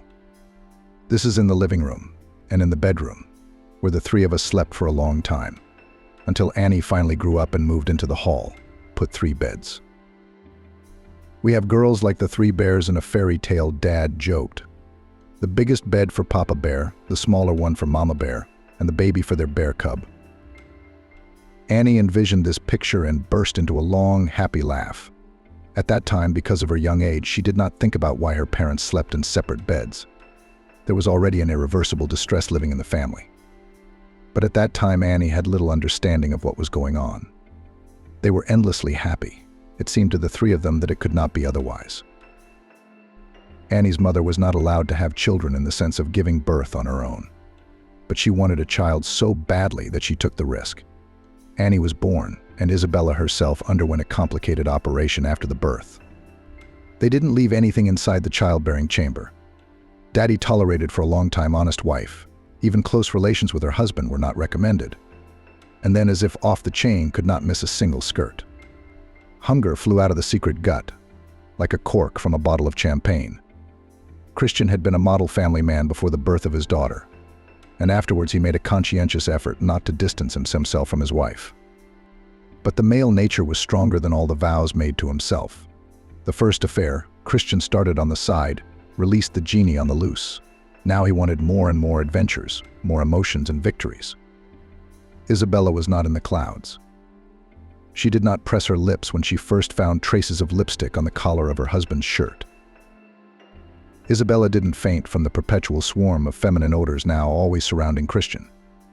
When he returned to the home in the late afternoon, it came as no shock to her when she realized her husband had been hit on in earnest by another woman. He even stopped going to the movies in the park with Annie, her daughter. On weekends, he'd come back late at night, spending long hours furiously scrubbing his tracks in the bathroom. Then he could spend hours on the balcony smoking one cigarette after another, agonizing. Isabella knew Christian was making a choice, and she sensed it would not be in her favor. The difficult conversation took place in the midst of spring. Birds were chirping outside the window and lilacs were fragrant in the yard. The fragrance wafted insistently through the open window into the kitchen, where Christian was explaining himself to Isabella. "I've met another woman, and it's stronger than I am. I don't live, I don't breathe, I don't exist if she's not around for even a few hours. I'll pay child support. But I can't go on living in this house, away from my beloved." Christian's things are packed. While Annie was in class, Isabella realized her husband had endured 8 whole years in a cold bed. His manhood was also short. Everything was inevitable from the time when she was made an inferior woman after childbirth. Surprisingly, there were no tears and wailing. She was too tired of feeling guilty, and she also knew something about herself put her again before the choice of having a daughter or a husband. She would choose a daughter again. A couple of months later, Isabella learned that Christian and his new wife had left for a shift in Norilsk. There, their traces were quickly lost under the snowdrifts. It was only 300 kilometers to the Arctic Circle. Christian kept his promise. He transferred the money to Annie accurately and on time. By the first day of each month, Isabella and her daughter were living together. But strangely enough, it was hardly noticed that now there were only girls in the house. Annie unequivocally took her mother's side in the divorce. "Mama, I'll always be there for you," she said seriously, as if she were an adult. "Men sometimes go off to other women. It's their nature." Isabella laughed heartily, hugged her budding daughter, and replied, "Someday, my good one, you will meet your man, your soul mate, and change your ironic attitude to the male sex. We will discuss this topic many times." Isabella was right on the money. Annie went from a little girl at 15 to a total beauty. You can sit down and paint a picture of her now. Light, slender, with big blue eyes, smooth long hair the color of coal anthracite, feminine, early formed figure. Classmates pelted her with notes with invitations to the movies or disco. But the heart of the young beauty was suddenly occupied. In the next doorway of their house lived a little swagger, but very handsome guy named Robert. The kind of guy that women of all ages turn around and cast languid glances at. Robert was ironic and cocky, superbly built, with a masculine brutality in his demeanor and gaze. What eyes there were seemed not to notice beside him. At the same time, past the female sex, he somehow passed indifferently. Dates did not impose. The thresholds of the house did not dwell. He worked as a lawyer in one of the Moscow law offices, dealt mainly with civil cases. And yet there was something subtly slippery, murky about him. Isabella could not even explain to herself why her heart was so tight when she caught her now 17-year-old daughter on duty at the window. Annie didn't even immediately realize that her mother was already there, and she was also looking at Robert, strolling toward her brand new foreign car. This young man was born with a golden spoon in his mouth. Dad is a diplomat, Mom is a theater actress. His parents were public figures in Moscow. They occupied a whole floor in their house, having bought and renovated 2 adjacent apartments at once. Not housing, but chalets in a quiet green neighborhood of the capital. The woman then thought, God, but why Isabella liked him? There is something about him that makes me suspicious, but I can't understand what it is. Matthew was 10 years older than Isabella. Between them lay a deep chasm of his life experience, his high school diploma, the beginning of his career, and her girlish naivete and purity as a 10th grade graduate. No miracle can happen. And that's great, thought Amelie to herself. He'll never pay attention to a girl. I mean, how many local and foreign girls have been hunting him? All of them have passed him by. He did. He stopped suddenly as Amelie and Annie were running, laden with groceries from the grocery store. He gallantly opened the door for them. He glanced at Isabella appraisingly, hummed something to himself, and the tray girl was stunned by his presence, frozen in front of the steps like a statue, while Amelie almost poked her in the back with her nose. And there's Matthew, that young man from the other Isabella, Amelie thought. Not his type. He'll break her heart. You won't know what hit you. Her daughter was embarrassed, but came to her senses quickly. I love him, Mom. I love him so much that I won't even listen to you this time. If he calls me to follow him anywhere, I'll go. I won't hesitate. These seconds are my choice. You'll have to accept that." A true daughter of her father, Amelie, thought immediately. He, too, had fallen madly in love and refused to compromise. At least my inexperienced girl did not get into some unpleasant story with her unearthly love. Well, if fate has decreed so, it is only necessary to tell her that if she gets burned, the door of the house for her is always open. Amélie was pulled out of her memories of what her life with her handsome husband had been like by her daughter. "Mom, we cleaned up the kitchen. When is the car coming to pick us up? You said that our new house in the countryside stands almost on the banks of the river, that around a dense forest with hares and squirrels. 86 years have already passed to my Arkarovsi, and all dream of adventures," thought Isabella with love. At least Matthew had left something light behind on this earth. What would I do? How would I live if I didn't have my magnificent foursome? Isabella stroked the curly heads of her older sons, tightened the colored rubber bands on the girls' ponytails, brushed the stockings of the girls with the little comb she always carried in all her pockets. "Forward, my young princesses and knights. Great things await us," she said. The minibus she had hired was puffing away in the driveway. She looked back at the home she had lived in for 35 years and stepped boldly onto the step. Today closed a large and poignant page of her life. By evening, they would be in place in their newly purchased home 300 kilometers from Miami. Isabella had sold off all the furniture and utensils, rightly deciding that if she was starting her life from scratch, in a new place, let everything around her also be different, still unexplored. The old apartment all reminded her of the former failures and joys that had also been. And to anger God that she had not had many very happy days in her life, she would not. It would be quite unfair to fate evil. Presents in the form of bright universes of celestial life did send her. Isabella leaned back gracefully on the soft, comfortable back of the seat in the minibus, and again, indulging in memories, the twins chattered about something of their own in the back. For a while, she even forgot about the tragic events of the last 2 years and went back there, far away, to their amazing romance with Matthew. The first guy in their yard was waiting for her at the driveway the very next day, twirling his car keys on his finger and smiling his unimaginable smile. It was for her, Isabella. As she walked away from the driveway, he rushed to the back seat and pulled out a luxurious bouquet of delicate maroon roses with some beautiful pink veins. "Your name is Isabella, isn't it, neighbor girl?" He touched her hand with his fingers, and Isabella felt as if her skin was burned in that spot. "Isa ... Bella," the girl answered, stammering. "And you are?" She asked this stupid question, realizing perfectly well that he knew that she knew his name.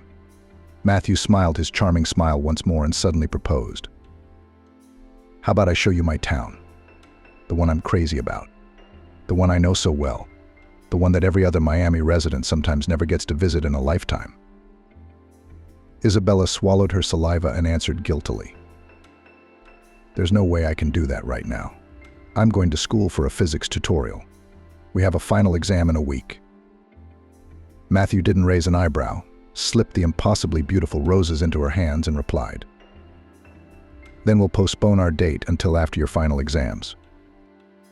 He jumped into the front seat, deftly squeezing himself between the steering wheel and the back of the car seat. The engine rumbled softly like a contented March cat, and the car disappeared in a flash. Only Isabella remained standing in the yard, agonizingly trying to make a decision to go to the consultation directly with a gorgeous bouquet of roses and be on time, or to return home and put the bouquet in the most expensive vase of sec crystal, but be late. In an argument with myself, the third solution was chosen. Her face was burning like a fire from the surge of impressions and emotions. It was unthinkable to show up at school like this, and there was no one at home right now. Having decided that she would ask her friend about the questions and answers discussed with the teacher at school, Isabella rushed home and spent almost 2 hours alone admiring her first flowers from a man. Then there were so many more dizzying things to come. Matthew did not like to walk around the city on foot, but he drove her around Miami endless times. His behavior was impeccable. He never allowed anything but a light touch of his lips to hers after a farewell meeting. Even when Isabella was sent from the confectionery factory to a sanatorium on a discounted voucher, Matthew did not ask for a visit. So passed their chaste meetings until Isabella's 18th birthday. After graduating from high school, Isabella was absorbed by the unexpectedly fell on her first love. With the choice of university, she did not particularly wise went to the University of Miami at the Faculty of Philology. She did not like exact sciences very much, but she loved to read books, all in a row. She thought that the profession of a teacher of literature sounds decent and cultural. And the prestige. What about prestige? She didn't want to be an astronaut, or a mall manager, or a TV hostess. She was fine with that. Matthew was a little ironic about her choice, but then he made a joke. Why are you going to teach our children? Writing essays, speaking nicely, and social behavior are already bred, in a sense. When Isabella heard our children, she opened her eyes wide, and then for the first time she couldn't help herself and threw herself around Matthew's neck. Do you understand what you just said?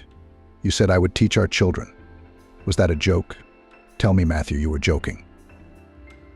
The man indulgently put his arm around her and stroked her shoulders. He looked into her eyes, and then he kissed her lips with a long kiss. How long had she waited for this moment? How long had she dreamed of her first adult kiss? And yet she wasn't ready for it.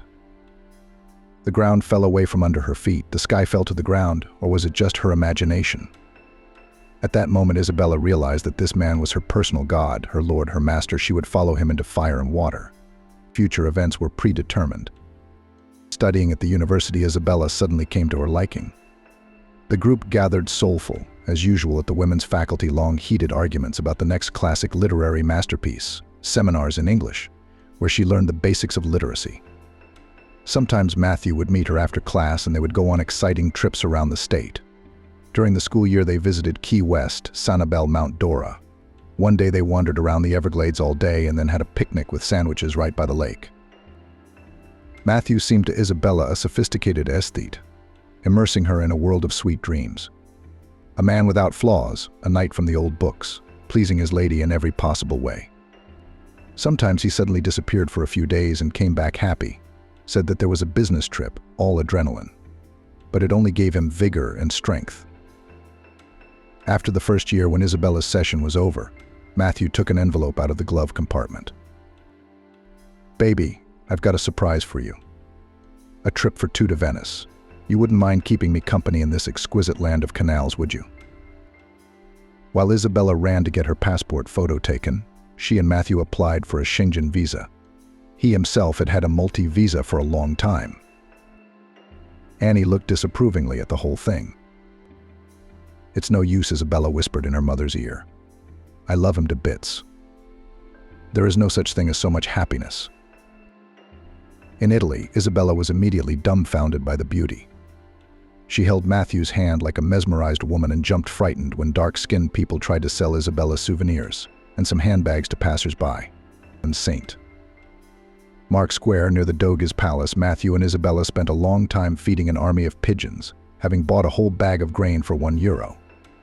The robber birds tried to peck the provisions right from the palms of their hands. Loving couples clung to both of them from all sides, so some tourists immediately began to take pictures of this scene. Matthew booked a hotel near the house of the legendary Casanova. Was this the reason for the uniqueness of their first night, or was it the Venice air?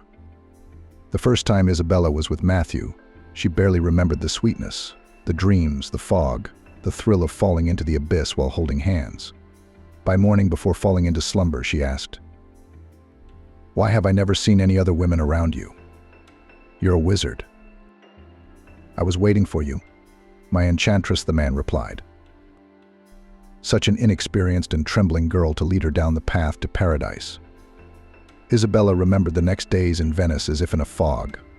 Coffee and pizza on a cozy summer playground, all on the same Piazza San Marco.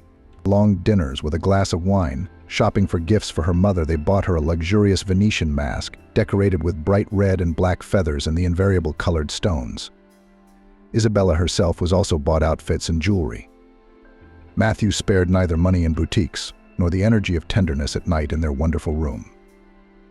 In terms of procreation, the man was careful to use protection. To the mute question in Isabella's eyes, he remarked weightily, "You will teach our children Russian language and literature later. The main thing now is to get your diploma." Isabella changed her position on the seat in the minibus. There were no more than 50 kilometers to the final destination. The children were peacefully dozing in the back. She could go on rehashing the pages of her sweet life with Matthew, but she remembered something else. The shock she'd experienced when she'd learned that her now husband was a gambler. At Matthew's parents' wedding, in the midst of the raucous party, it seemed to Isabella that everyone kept looking at her strangely. The essence of these looks she realized later, after a frank conversation with her mother-in-law. "You don't know yourself, child. What kind of story our Matthew has gotten into with this unearthly love of yours? He's sick. A mad gambler. Like every gambler, he's had his downs and ups. Big winnings alternated with temporary cash fiascos. In parallel, he began studying at the law academy, which, contrary to his passion, graduated with a red diploma. Neither the heat of his addiction cooled down, nor did the career that began later, quite successful for a young specialist." Annie breathed a sigh of relief. "And only after he met you. They could not believe their eyes you were able to conquer the heart of our impregnable fortress in male form. In 1929, when all such establishments were noisily shut down, Matthew seemed to breathe a sigh of relief. And then he began to go on imaginary business trips to those unfortunate zones in Las Vegas, Atlantic City, and Monaco. He flew there infrequently, came back inspired, but he was increasingly unlucky. One day, my husband Christian discovered that expensive things were disappearing from the house. I was missing some diamond and emerald jewelry from my jewelry box. Christian's conversation with Matthew was stern. His father gave him an ultimatum: either he ends his gambling dalliances or moves out of the house. That's when Matthew announced to us that he was getting married immediately and would live with his wife. Isabella could not believe her ears. All this story, told by the new mother-in-law, could not be true. There was no way her idol, her husband, her Matthew, could be a gambler. They'd been together for years. Except for the occasional business trips, from which he returned enthusiastic, there was no hint of this madness in him.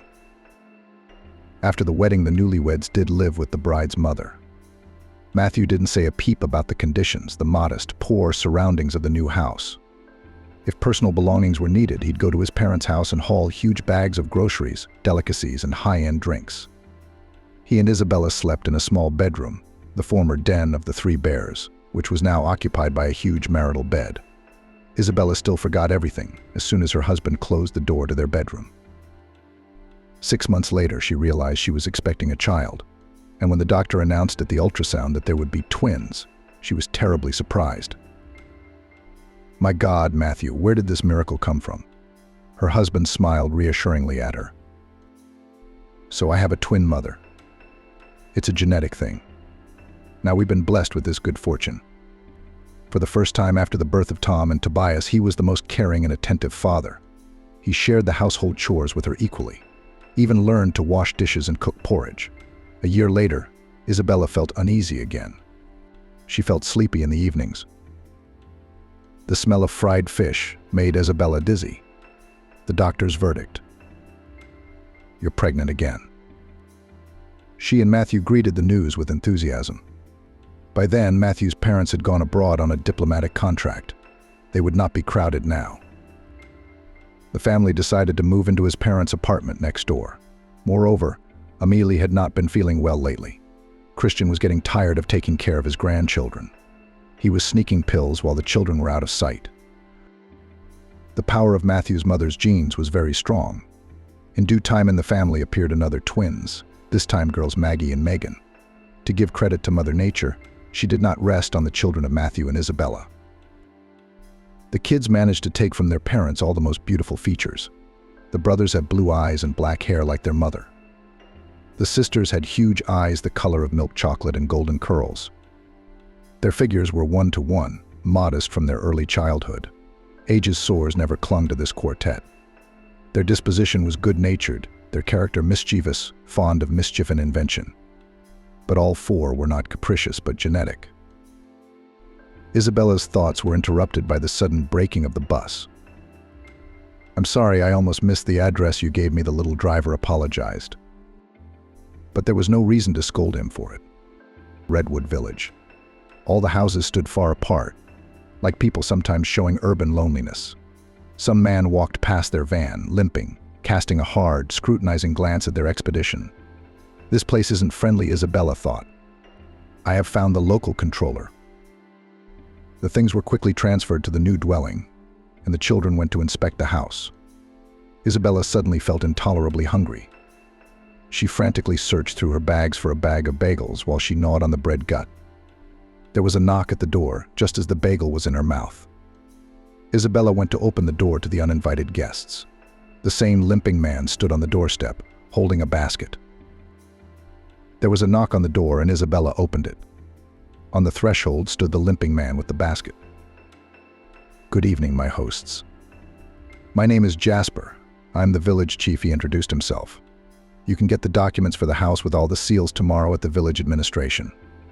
In the meantime, I have brought you milk, sour cream, eggs, fresh bread from our bakery. The store is closed today. You'll need all this from the road. You have children with you. Isabella was a little taken aback. She didn't know anyone at her new place of residence, and here she was welcomed. She accepted the basket of supplies from Jasper's hands. She had so hastily and nervously packed the apartment that they had no supplies except a few bagels and half a jar of frozen apricot jam. Going into the house, Jasper refused. He turned around a little awkwardly on the porch and said one last thing. The stove in the house is working. I've been checking, and it'll make eggs or scrambled eggs for the boys too. Isabella turned around helplessly from which side to approach the Russian stove. She had no idea. Jasper understood without words. What's your name, mistress? Isabella, the woman answered. Don't worry, Isabella. I'll show you how to use this machine. It's not difficult. Half an hour later, the stove was crackling cozily with dry wood, which Jasper had cleverly arranged in an intricate arrangement. Eggs were smoldering on the table, and the 4 young robbers were already spreading sour cream on the bread, drinking warm, steaming milk from mugs Isabella had found in a nearby box. After a hearty supper, the children piled into the far room, where the beds were wide. The woman laid out the bedclothes on the run. She didn't even have time to notice where her assistant had gone. Isabella herself got the bed. It was surprisingly wide and comfortable. When she lay down, she thought she would fall asleep with her head barely touching the pillow. But insidious memories crowded her again. Matthew bored abruptly at half a word, averting his eyes to the side, said, I have a business trip to Miami, where they are opening a new facility in the village. Isabella, of course, had no idea about her husband's new addiction. Previously, he was only slumbering passion for gambling, but now it flared up, drawing him to the gambling tables of the casino. On a business trip to San Diego, Matthew was in San Diego for a week. He came back elated. He flew in, bought Isabella and the kids presents, said that he received a bonus for successful work, and it did not occur to her that her husband brazenly lied, spending another big winnings. This trip was followed by a series of other trips. Matthew invariably returned glum and gloomy, but Isabella never thought that her luck had turned away from her husband. It came as a thunderclap when it was discovered that Amelie had cancer. The operation was taken to do in Germany, but the German doctors asked for an unaffordable price. Isabella didn't have that kind of money. Matthew refused to help. There were no new orders from clients at work. Where am I going to get that kind of money? Amelie's grip on the disease was deadly. The woman was weakening before her eyes. Isabella tossed between 2 houses and then could not stand it, asked her mother-in-law for money. They did not refuse. Satisfied with the result of negotiations, she flew to tell Matthew the news. His reaction was strange. Where did you get this money from? My baby, my girl, my goddess. I'll withdraw the whole amount from the bank myself. Don't ask your parents, you'll find out what a clever girl you are. My treasure, my reward. As luck would have it, all the twins got a viral infection at the same time. They were feverish, cranky, coughing, and snotty. Isabella got all the information from her mother-in-law about the money transfer and sent her husband to the bank. He disappeared for 2 days. He returned home gloomy. He announced on the doorstep, Isabella, I've been framed. Now I owe serious people a lot of money. I'm leaving New York for a while and I won't even tell you where. Things have gone too far. Matthew couldn't hide from the criminal creditors. A week later, operatives from the Federal Bureau of Investigation arrived at his parents' apartment. Isabella was invited to identify the body of an unknown man found in the Hudson River. She walked to the morgue as if she were going to an execution, on wobbly legs. A creepy institution with blue, purple, neon lights, rows of shiny metal tables everywhere, on one of which Matthew lay. She recognized him at once. Her heart felt like it had plummeted into an abyss. Beautiful brown eyes were closed. The mole on his neck that she loved so much caught her eye. "Why should I suffer this agony?" her soul screamed. My beloved, my best, my only, my kin. There were no tears for some reason. It seemed as if everything inside had turned into an icy stone. It wouldn't melt, wouldn't budge. Isabella Machine signed all the necessary papers, dryly asked when her husband's body could be buried. "The investigation is underway. We'll let you know later when the burial can take place." This nightmarish day did not end with the terrible news of her husband's death. Isabella first called Matthew's parents to tell them the tragic news. The father-in-law, even at such a sorrowful moment, could not escape from distant wanderings to his homeland. Matthew's mother could not even speak from grief. She refused to fly over, saying, "I want to remember my boy alive. You there yourself take care of a decent send-off." The end of the chain of fateful events was a sharp deterioration of Amélie's condition. Isabella did not dare to ask her mother-in-law for money again. Mother was put in the hospital. Now she existed only on painkillers. There were many people at Matthew's cremation. Isabella only knew a few of his co-workers. There were 100 of them here. The faces were mostly unfamiliar to her. A close friend of her husband's helped with the funeral. Not so much a friend as a partner in the law business. No matter how she looked at it, her Matthew wasn't the most distinguished professional. Many appropriate speeches were made, and Isabella kept thinking about what the investigator had asked her. Did he have any enemies? She did not know the answer, but she was sure that her husband's death was connected with his addiction to gambling. Isabella did not even ask herself where the large sum of money sent by her husband's parents had gone. Amélie had not lasted long after Matthew's death. With 4 children in her arms, Isabella had no way to get her mother to foreign clinics. And the doctors said the time was irretrievably lost. So Isabella took Amélie's mind back home. Mom had changed a lot, turned into a sickly, lightweight, like a tiny Thumbelina. She had hardly eaten anything for a long time. So a couple of spoonfuls of liquid broth inside her, all organs were affected by a malignant tumor. Every movement was a feat for Amélie. The disease she could not overcome.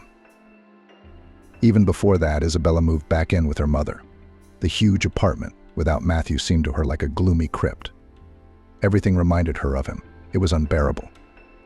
After the departure of 2 people very close to her, she lived for a while as if in a vacuum, with the children and the house like a robot. It turned out that Matthew still maintained the family quite well. Because Isabella never became a teacher of Russian language and literature, she was a housewife. Somehow their previous environment became completely unbearable. The walls in the apartment she had once loved pressed on her, and the ceiling seemed low. In the kitchen, the old tulle curtains and curtains with flowers irritated her. She wanted to rip them down and stomp on them. Isabella realized one day that if she didn't move out of this place, her life would remain dull and hopeless. The apartment, though on the outskirts of New York, which had almost become a neighborhood close to the center, cost a lot of money. Isabella had no savings, no inheritance from rich relatives. The decision to sell everything and find a place to live somewhere within 300 kilometers of the city matured rapidly. House in the village. Birchwood realtor, looking for a buyer for her apartment, found quickly. She refused to even go to see it. For some reason, she believed the pictures right away. She was attracted by a rivulet flowing half a kilometer from the future shelter. Isabella liked the pretty forest and the smooth rows of birch trees on its outskirts. The paperwork was done in a matter of days, and there were no delays anywhere. Isabella estimated that the proceeds would be enough for her and her children for the first time, and then she would look for a job as a teacher in the local school, or a kindergarten teacher. Communicating with her sons and daughters revealed to her the truth. She loves the kids very sincerely, truly. She is interested in the older kids. If Matthew were alive, she'd have twins and she wouldn't hesitate for a second. Isabella smiled. It brought to mind an incident in Emmett's life, who didn't miss a single living thing in the yard, from the big dogs to the brightly colored ants that lined the path from the manhole to the bushes. The janitor's vain attempts to disperse the industrious insects provoked fierce resistance from Emmett. He made bridges out of cardboard to cover the ant kingdom so no one could step on it. So Biz belated every stray lesser brother in the neighborhood and offered to pick them up for the neighbors. And then drove Isabella and Matthew to hysterics in general. He walked into their room with a serious look on his face and asked, "Dad, Mom, don't swear, but I have a big favor to ask of you. Please give birth to a kitten from the street you don't allow me pets. But if you're his parents, he'll be my brother, and you won't kick him out then." Matthew almost fell off the bed at such a suggestion, and Isabella, combing Tobias's curls after bathing, dropped the comb. A serious task must be answered accordingly. So the puzzled mother advised Emmett to go to their neighbor on the landing, Nellie, in the apartment across the hall. She had a gorgeous Siberian cat, named Granny for some reason. Isabella assured Emmett that Granny's cat could be useful to him in giving birth to a kitten. Nellie worked in the trauma room of the district hospital and part-time treated all the injuries of the children in their yard. Nellie opened the door to Emmett, who had come on an important mission. Then she discussed something with him for a long time. Emmett returned home with 4 small chocolates for all his siblings and the overwhelming news. "Granny can't give birth to a kitten for me because he's a man. We men can't give birth. Also, there was a surgical invasion of his privacy, so he can't be a father to my kitten." After giving out this information, Emmett even sweated from the exertion. But he never asked Isabella and Matthew to give birth to a kitten again. It was too complicated for his notion. Isabella also thought of a funny story about her girl neighbors. That year, the playground was being renovated. The wooden slide was covered in brush. Workers had not yet had time to put a metal flat surface underneath. But had that ever stopped anyone? Maggie and Megan rolled dashingly down the rough surface, despite the danger. Megan was lucky. Maggie immediately caught a huge brush right in her soft spot. Whole delegations came to nail a crying Maggie, Isabella, and a terrified Megan in the tail. The operation lasted 2 minutes. When a sliver at least 3 centimeters long was extracted from Maggie's 5th point, Megan finally exhaled. "Mom, Aunt Nellie. Now I know what the very thing looks like." The trauma neighbor and Isabella lay on the floor, laughing. They didn't have the energy to talk. Yes, there had been many good things in her life. It was only the last 2 years that had been incredibly difficult and tragic. Things were going to get better now. Jasper walked toward his house, where the cat scratching at his heart. Being in the company of 4 boys who were so vigorous at once made him sad. The healthy shoulders of an experienced, outwardly stern and unapproachable man with kind, pure eyes would never admit to anyone that he loved children. Except that he himself to become a father by the age of 40 years with a tail never happened. Everything in this life was connected with children, remained for Jasper tragic and painful. After 2004, when Jasper together with the guys from his unit freed people in the Beastland tragedy, he came to North Ossetia by chance together with his friend Tobias, with whom he had already participated in more than one operation side by side and studied together at the Academy of Civil Service, where he was in the epicenter of the struggle for justice and a bright future. Jasper had dreamed of this since he was young, even as a child. His parents were desperate people, bikers, obsessed with motorcycles, which at that time in the USSR were not easy to get. His father was fond of heavy rock, even named his son in honor of the first letters of the Scottish rock band. He strokes the side of his iron friend, puts on a protective helmet, turns on the music, sits behind the faithful companion, and rushes through the cities and towns of a huge country. Life is not adjusted. No big deal. After Jasper was born, his mother had to settle in one of the small southern towns. They rented a house by the sea. The head of the family was only in and out of town. The winds of wanderlust overcame his thoughts of responsibility for his family. All his visits, however, he devoted exclusively to his son. Jasper grew up surrounded by steppe diversity to the sound of sea waves. Already in kindergarten, he could fight back any older bully if he hurt him. At the age of 6, he joined a wushu class. The coach, paying attention to the bully boy, always defending all the weak in the group, brought him into the section. Even at all children's matines, Jasper always got the role of bogatars and brave astronauts. In the section, from a small age, he became his own. He quickly became respected even by the older kids. The level of skill in the martial art of wushu, to which Jasper now devoted all his free time, he reached quickly. Then over the years, only the colors of belts changed. Competitions were held, in which he often came out victorious, and his skills improved. At the age of 15, the guy could already fully serve himself. At home he cooked perfectly, kept himself and the whole house clean. Visiting occasionally, parents only marveled. The house was in perfect order. The diary is full of good and excellent grades, and even in the refrigerator fresh soup and cutlets and porridge. Not a guy growing up, but an enviable groom. Girls began to look at the charismatic, charming Jasper already in middle school. His appearance is remarkable. The young man, as if sculpted, nature has worked to give glamour to his manly appearance. A torso, thick hair, and steely gray eyes to keep the image from being too harsh. Mother Nature finished with a smile and rewarded Jasper's face with mischievous dimples. It seemed that with such a guy, as behind a stone wall, all the girls in the village. And they weren't wrong. At 16, Jasper fell in love. He had the misfortune to choose the wrong one. He fell in love with a girl who practiced choreography in the same club as his wushu section. This creature was sophisticated, aristocratic. Bow lips, blue eyes, blonde curls tied with a blue ribbon. She spoke, stretching her words slightly and pausing meaningfully. "Jasper, what kind of shirt are you wearing? A man with your musculature shouldn't be wearing yellow." It wasn't until a month later that they switched to you. Jasper hadn't even dreamed of kissing his date. She was fragile, she'd fall apart. But he silently circled around his dream, suffering in silence. He carried bouquets of wildflowers to every date, and she graciously placed them in a painted jug on the veranda. Then she agreed to a couple hours of walks, all the while striving to get back to the choreography machine. 2 years passed. Another gentleman in Jasper's place would have gone mad with the storm of warring desires, but he bravely endured it all. A few times they kissed, almost like pioneers. That was his entire love crop. When Stacy turned 18, he went matchmaking on his own, without parents or friends. The girl lived with a rather prim mother and grandmother, always dressed in slightly old-fashioned dresses and sundresses, with strange hairstyles and faces without a single touch of makeup. Jasper then thought, not modern relatives, it's not a problem. I don't have to live with them, but with my dream. There are all kinds of people. This is not yet the most unusual option. On the proposal to marry him, Stacy, to the complete amazement of Jasper, responded with consent. Her mother and grandmother nodded with a smart, solemn look. They canceled the lavish wedding feast and decided it would be better to use the money to organize a honeymoon trip. That way the young people could get to know each other better. Jasper counted the days and hours until the date set in August. He booked a hotel in a seaside resort.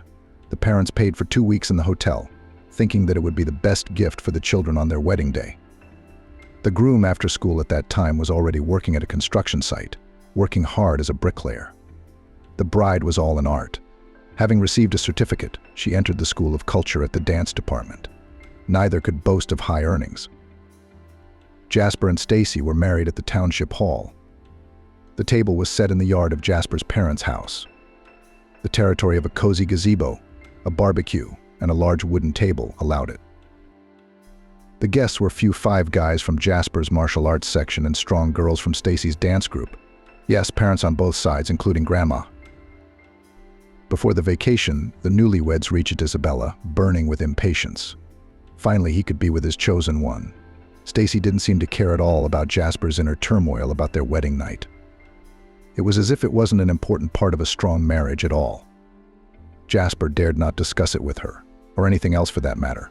He was always in a stupor when it came to this side of their relationship. He sincerely thought of Stacy as not a roommate and himself as not a whole man. He agonized, how am I going to be with this delicate, fragile creature? What if I do something wrong? Before the wedding, the guys in the section laughed at him. Jasper, how will you handle your ballerina? No one around him knew that the poor guy had already gone to another city for the weekend, met a funny girl in a bar, and spent 2 days with her in her cramped apartment. The lead singer had absolutely no complexes in matters of love. In 48 hours, Jasper had learned all the science from A to Z. He was afraid of appearing inexperienced in front of Stacy and kept his voyage, which he didn't consider shameful, hidden from even his closest buddies. He wasn't a womanizer, much less a womanizer. That was his only misstep. He couldn't explain to himself why he didn't want Stacy to be his first.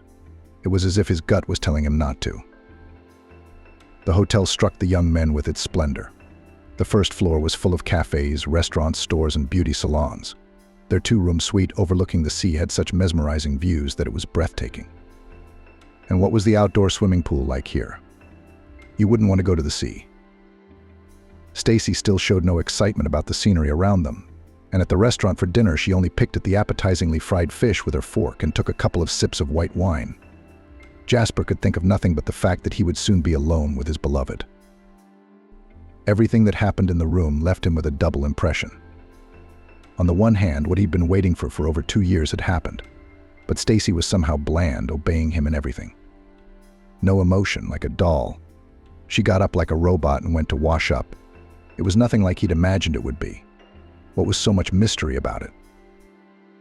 On the other hand, he wondered endlessly, was I so bad as to disappoint my young wife so much? The conversation they had had before their first wedding night also puzzled him.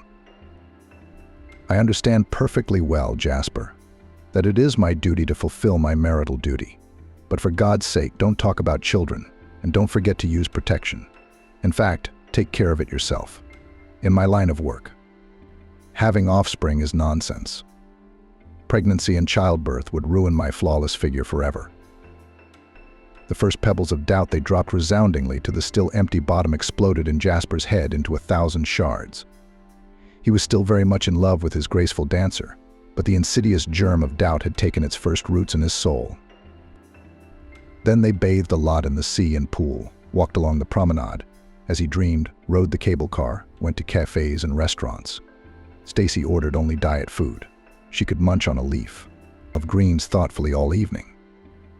She reasoned that fatty meats and cheeseburgers were a disaster for a dancer, and she would refrain from grape wine. There are so many calories in it. Ironically looked at the large portions of dishes that Jasper ordered for himself. He sighed furtively. All right, I guess it's all right for you as a man. I'll abstain. At night, Stacy was not exactly cold, but somehow indifferent, like an inevitable job. She didn't wrinkle her nose, but she didn't enjoy it. Jasper was confused, thinking frantically, we've known each other for so long. And I've been such a blind, stupid, lovesick ass. I don't know this seemingly lovely woman who is now sitting across from me at a table in a restaurant. The 2 weeks which were to be the crowning of their long romance for Jasper dragged on with unexpected agony. They came home, not in a quarrel, but in a strained relationship. It was as if a cat had run between them. To all her oddities, characteristic of many women, Stacy was not at all adapted to household chores. The only things she could manage were the coffee she brought to Jasper's house from her own supplies, scrambled eggs and fried potatoes. But she had them burned to black coals. The soups were liquid and tasteless. The sink was perpetually filled with unwashed dishes. Jasper's closet was scary to look at after laundry. Seeing all these domestic metamorphoses, Jasper clutched his head. Stacy, don't make us anything for dinner. I'll come home from work and do it myself, Jasper said. Stacy was glad that her husband had decided to do this. She flew back from the School of Culture satisfied, filled with news about performances and premieres. Was her husband hungry after a hard shift? She did not care at all.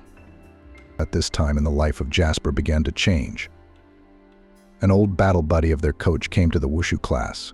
They whispered about something in the locker room for a long time, and then Jasper and 3 other boys were invited into the office. The guest once again scrutinized all 4 of them, and then offered them to study at the academy, not forgetting to mention that it was definitely voluntary.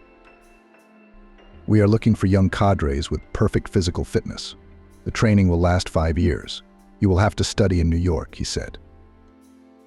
The words of the army friend and their trainer were immediately imprinted in Jasper's mind as if they had been hammered in with a sledgehammer. He knew at once that he wanted to study at the place he'd been offered, even if he had to divorce Stacy. The most interesting part of his love story was that his wife didn't even seem to understand what her spouse was trying to tell her. She silently listened to his desire to go to New York, to the academy. Shook her head with smooth blonde curls, waved her eyelashes and rushed away to measure a suit for some regular premiere. They divorced in absentia when he was already 3 months in New York, because he did not want to get old. His parents were still traveling across America on motorcycles, and his ex-wife was learning another PA's. Amidst all these events, Jasper was learning the science of being brave, ruthless to his enemies, steely as the strongest metal or alloy. After graduating from the academy, he was assigned to the Caucasus, and together with a mysterious friend, Greg, who was a completely reckless guy. His superiors had no time to give him a command, and he was already in the thick of it. Nothing would take him. And in Besiege, he died dragging 2 guys out of a burned-out gymnasium. Jasper rushed to him, grabbed the girl and the boy, and carried them to the exit. Here's the rest of the edited text. Jasper was wounded when he had already moved a few meters away from where his comrade had died. He couldn't stop and close his eyes either, so his friend's frozen stare at the ceiling in the corridor of the besieged school sometimes haunted him in the dead of night when he couldn't sleep. Jasper had been wounded in the kneecap. The leg had failed him. He only shrieked slightly before he sat down gently on the floor and cradled the frightened little ones against him. Someone's hands picked the school children up off the floor again like a baton. Or maybe it was the blood on the floor and walls that made everything seem bright purple to him. Jasper shook his head unhappily and thought, what the hell is this? I've only spent an hour with the new residents of Berrywood, and already so many scraps of memory from the nooks and crannies. He really didn't like to remember those tragic days. The eyes of those who searched in the general chaos for their loved ones. The medical staff at the hospital, where at first the surgeon had categorically stated that his wound was quite unfortunate. He vaguely remembered those medical terms and verbose arguments escalapa. Remembered the verdict of the old man: the leg would be better to amputate above the knee. Inflammation will go to the thigh. We'll have to cut further. He was extremely lucky that then in the operating room came an elderly woman doctor with a long experience of working with wounded soldiers. I'll take him. We're not going to do any amputations. First, I will do what I think is necessary, and time will show which of us will be right, she said. More than 10 years have passed since then. Jasper was discharged after his injury. His leg still gave him a stubbornly persistent pain. He was even given a disability group without question. He taught for a while, but he couldn't stand in the classroom for long. His restless parents died on their old motorcycle 3 years ago. They decided to shake old times at a gathering of veteran bikers. The track was wet after a rainstorm, and they didn't make it into a tight turn. They left on the same day. The mother right at the scene of the accident, the father 2 hours later in the hospital. His parents' injuries were incompatible with life, but Jasper knew that his ancestors wouldn't have wanted a better death for themselves together, side by side, in the arms of their iron horses. Jasper didn't want to stay in his hometown any longer, so he moved closer to London, where many of his fellow servicemen had settled. In the village of Little Wilmington, he had a good life. He received a decent government paycheck. He was also surrounded by many lonely elderly women who always invited him to help out on their allotments. They paid him with natural products, fresh eggs straight from under the laying hens, dairy products from cows, homemade pies of their own baking. So he lived well, but only at the sight of children he became sad. He didn't want to have children of his own. And now, apparently it was too late. Isabella and the twins settled into their new home in Berrywood surprisingly quickly. It was as if they'd lived there for 100 years. At first, the woman could not understand how it happened she was not the one who built the house. And yet she felt as if she knew every centimeter of the house. A chatty neighbor told her that this house belonged to very unpleasant people, as she put it, intellectuals to the bone, descendants of some Russian aristocrats. But the former owners did not talk much about their past. They spent a quiet old age in this dwelling, and then, when their strength was no longer the same, they moved to the city, closer to their children. A neighbor said that their ancestors had lived there before, but she had no information about that. Isabella's family moved to Berrywood at the beginning of the summer, as soon as the household was in relative order. The woman immediately went to the local school and kindergarten, but she was disappointed there were no vacancies for her teaching profession. There was not enough work for the villagers themselves, who were mostly surviving on subsistence farming. After some thought, Isabella decided to follow their example. The same neighbor presented her with a mini chicken with ears, and she refused to take money for the bird. "Did you buy it? We'll get even somehow else in this world," she grumpily waved away. "So if I run out of salt and sugar, you won't give me a little of it from your stock?" grumbled the neighbor. "Come on. I'll show you how to organize the henhouse better." Isabella had a strange relationship with Jasper. The woman felt that he was happy to be in their house, to play with the twins. The twins themselves reciprocated with joy. First, they had patched the porch together after Amelie, the Skid Row enthusiast, had hurt her foot somewhere. Then they did something together on the roof. Isabella at first tried to keep the whole group off the roof, but Jasper said, "Their safety is my responsibility." And somehow she was at ease, trusting him. After the noisy chores, they went to the river. Jasper showed them where among the reeds there was the most convenient entrance to the water on the soft silt bank. After bathing, Isabella sat on the bank and admired how deftly Jasper swam far from the shore, leaving behind him an even line of small waves formed by the strokes of his strong, naked arms. She was for the first time surprisingly calm around this somewhat sullen, unspoken man. Sometimes she listened involuntarily to his conversations with the children.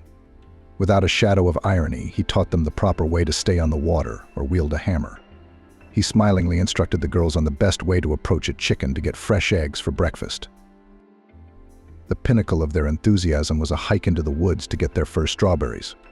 Jasper showed them such a generous glade with scatterings of sweet, juice-filled berries that they were silent for a long time, only clapping the strawberries. An outing for mushrooms also became a discovery.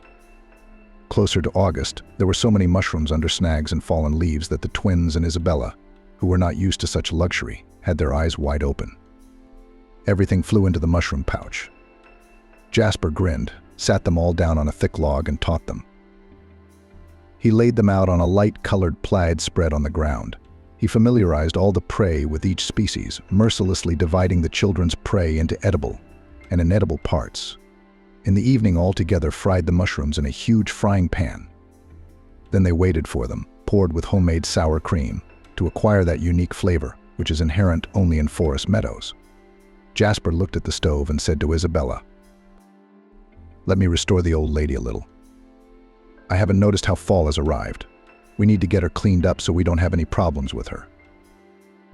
I'd love to do a little renovation myself.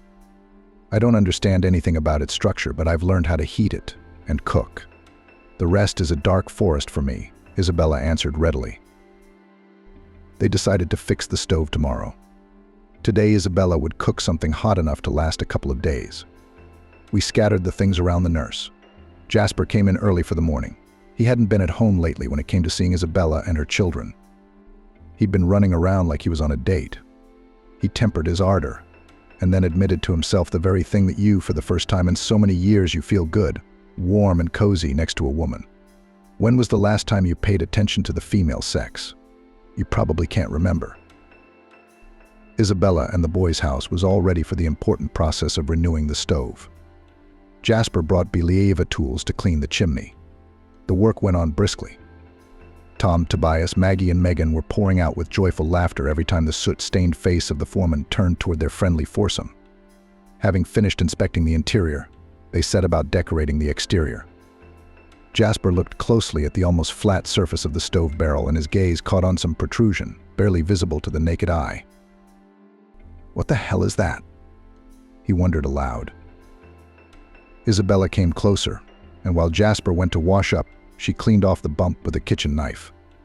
The stove was going to be plastered over now anyway, to smooth out the unevenness. Instantly, a handful of old plaster spilled onto the floor, and a small hole opened up. Curiosity took over. Isabella began to excavate the hole, rotating the knife clockwise. A couple minutes later, Jasper came back into the room. "What is this?" The man was surprised to see a whole empty cavity in the stove behind the shining masonry. There should never have been any such holes in a Russian stove. In the meantime, Isabella slipped her hand into the opening and found something cold and dusty, covered with a layer of mossy growth. She picked up something small and round with her fingers and pulled out a dull yellow round thing. On first inspection, it was clear that it was an ancient coin. The woman put her hand back into the furnace lair and determined by touch that there were many such round coins behind the supposed brickwork inside. Jasper, meanwhile, was already scrubbing the first trophy from the dirt. "I'm no good at this," he whistled, though we had a class at the academy on precious metals and other valuable objects. "Your find seems to be a gold coin of the Tsar's minting." At the General Family Council, it was decided to dismantle the masonry and see what other surprises it hides behind it. It was said done. The stash in the stove gave them 67 coins. Even through the dust of time, they were of different denominations. Jasper secretly watched to see how the lady of the house would react to the unexpected treasure. Isabella was perfectly calm, marveling with everyone else at every coin that had been removed. No greedy gleam appeared in her eyes. Not even thoughtfulness was written on her face. Jasper remembered a story about another small treasure. Once, while still in the Caucasus, they had found a pot with a few gold coins in it. One of the locals quickly prepared a soap solution and told everyone to be patient. The next day, the coins in that pot shone in the sun like new. After ordering the children to fetch a basin from the corridor, Jasper began to work on the stove, removing all the old bars of bricks, cleaning them of clumps, checking the inside again, and bricking up the hole. The former site of the treasure. Isabella at this time washed us, scolded us, put the coins on the white bottom of the dish, poured it all with warm water from the kettle. She did not even think about what to do with the acquisition. Jasper's question distracted her from her chores. "What will you do, madam, with the inheritance from the past?" She did not hesitate a moment. "I'll take 7 coins, and the rest will give to the state." The man thought to himself that he would do the same. He and Isabella looked at the wonders of the world with the same eyes. An epiphany flashed through his mind. He realized who Isabella reminded him of all the time. The comparison was strange. It seemed to him like the beautiful oriole bird he had so often met in the woods.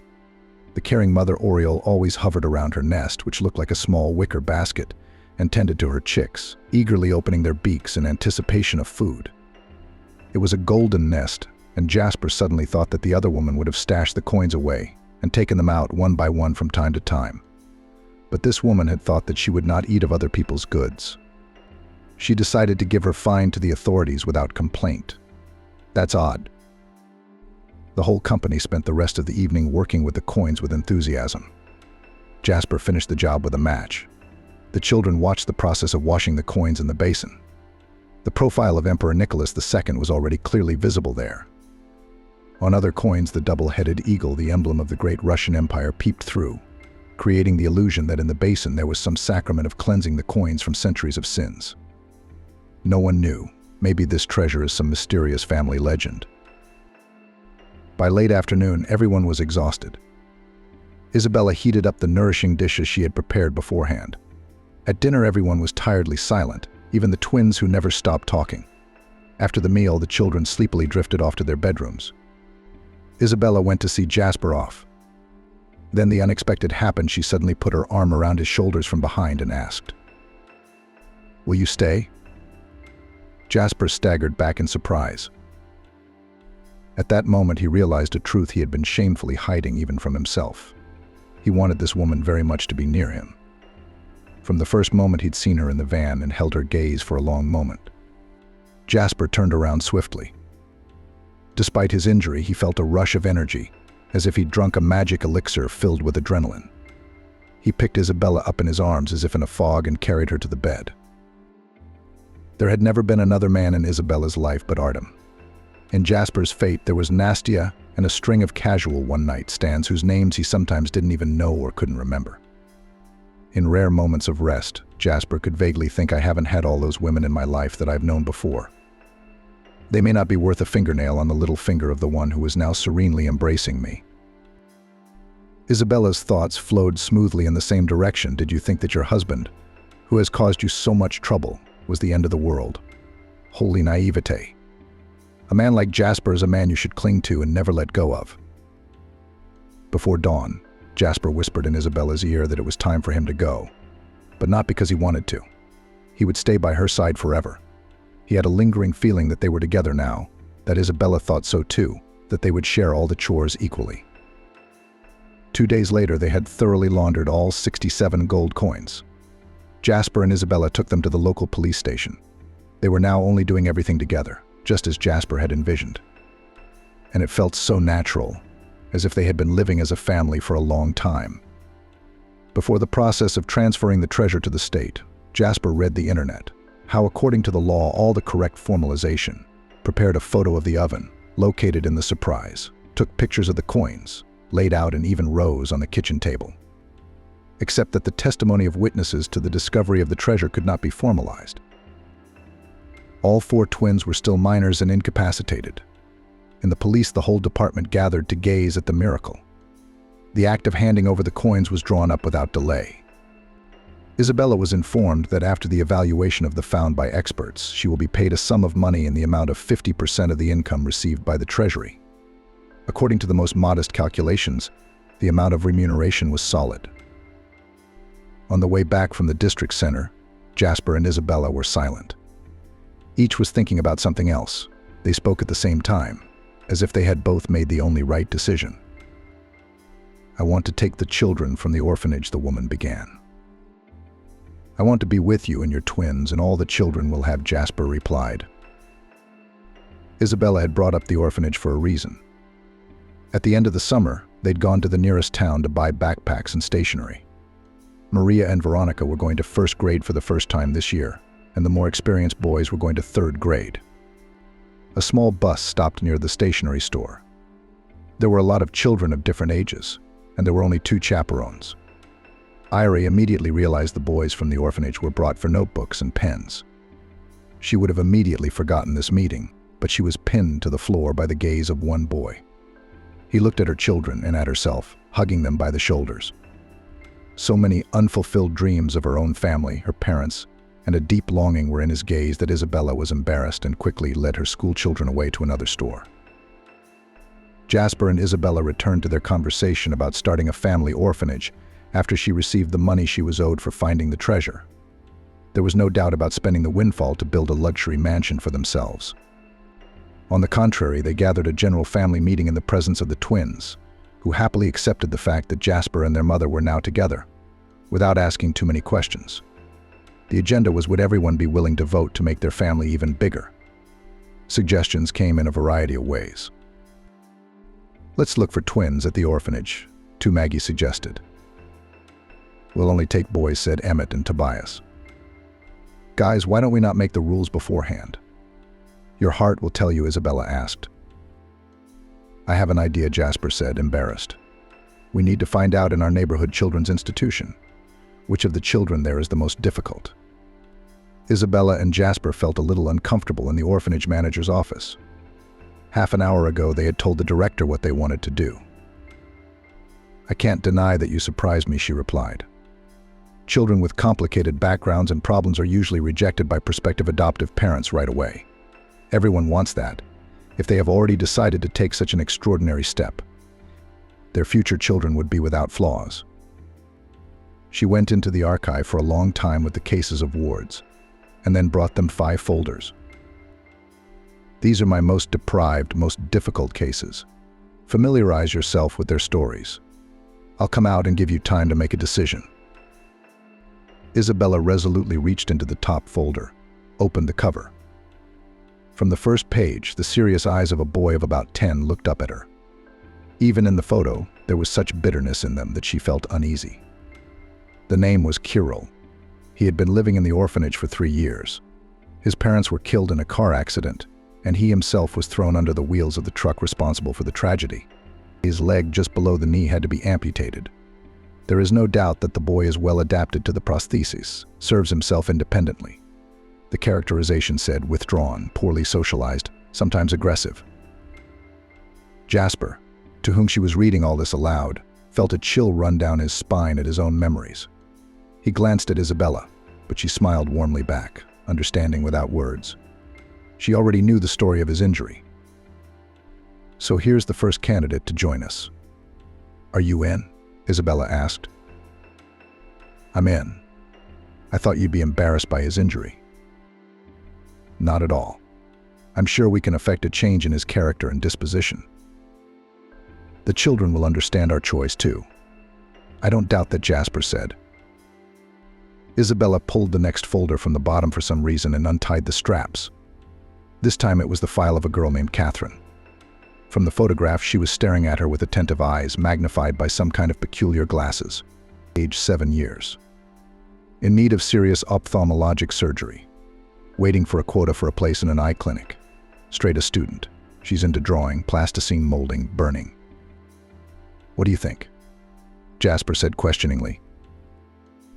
The twins had just taken all the supplies of blank sketchbooks, plasticine, and paints up to the attic. "We'll have to climb up and bring it all back," Isabella summarized bluntly. Now 2 folders were put aside, but the potential owners of the future family orphanage did not think to stop there. The next folder immediately elicited smiles. In it lay the file of one of the 2 twin brothers, and next to it the biography of the second. However, they had them as if they were copied. The trouble with these 2 boys was that although they had been orphaned a long time ago, no one of the adopters dared to take in a family of 2, prone to petty hooliganism in their 10 years. "Our girls and boys will be happy. Let's fulfill their wish," Isabella decided at once. "Yes, Comrade Commander," Jasper sang along. There was one more folder on the edge of the table. It contained the file of 5-year-old Lucy. The girl had a disease rumored to affect the greats of this world: Socrates, Newton, Dostoevsky and Tchaikovsky, Pythagoras and Nobel. Lucy's extraordinary abilities had already been noticed: phenomenal memory, the ability at her age to quickly add up 2-digit numbers. The name of the disease is epilepsy. At the time of the Roman Emperor Caesar, who also suffered from this disease, it was also called the carrion disease. Treatment was only needed to correct it. Jasper and Isabella looked at each other and said nothing. The folder moved smoothly to the others. At the same time, his mistress entered the office. "Here is the corrected text, taking into account your requirements. The children will also understand us in this choice."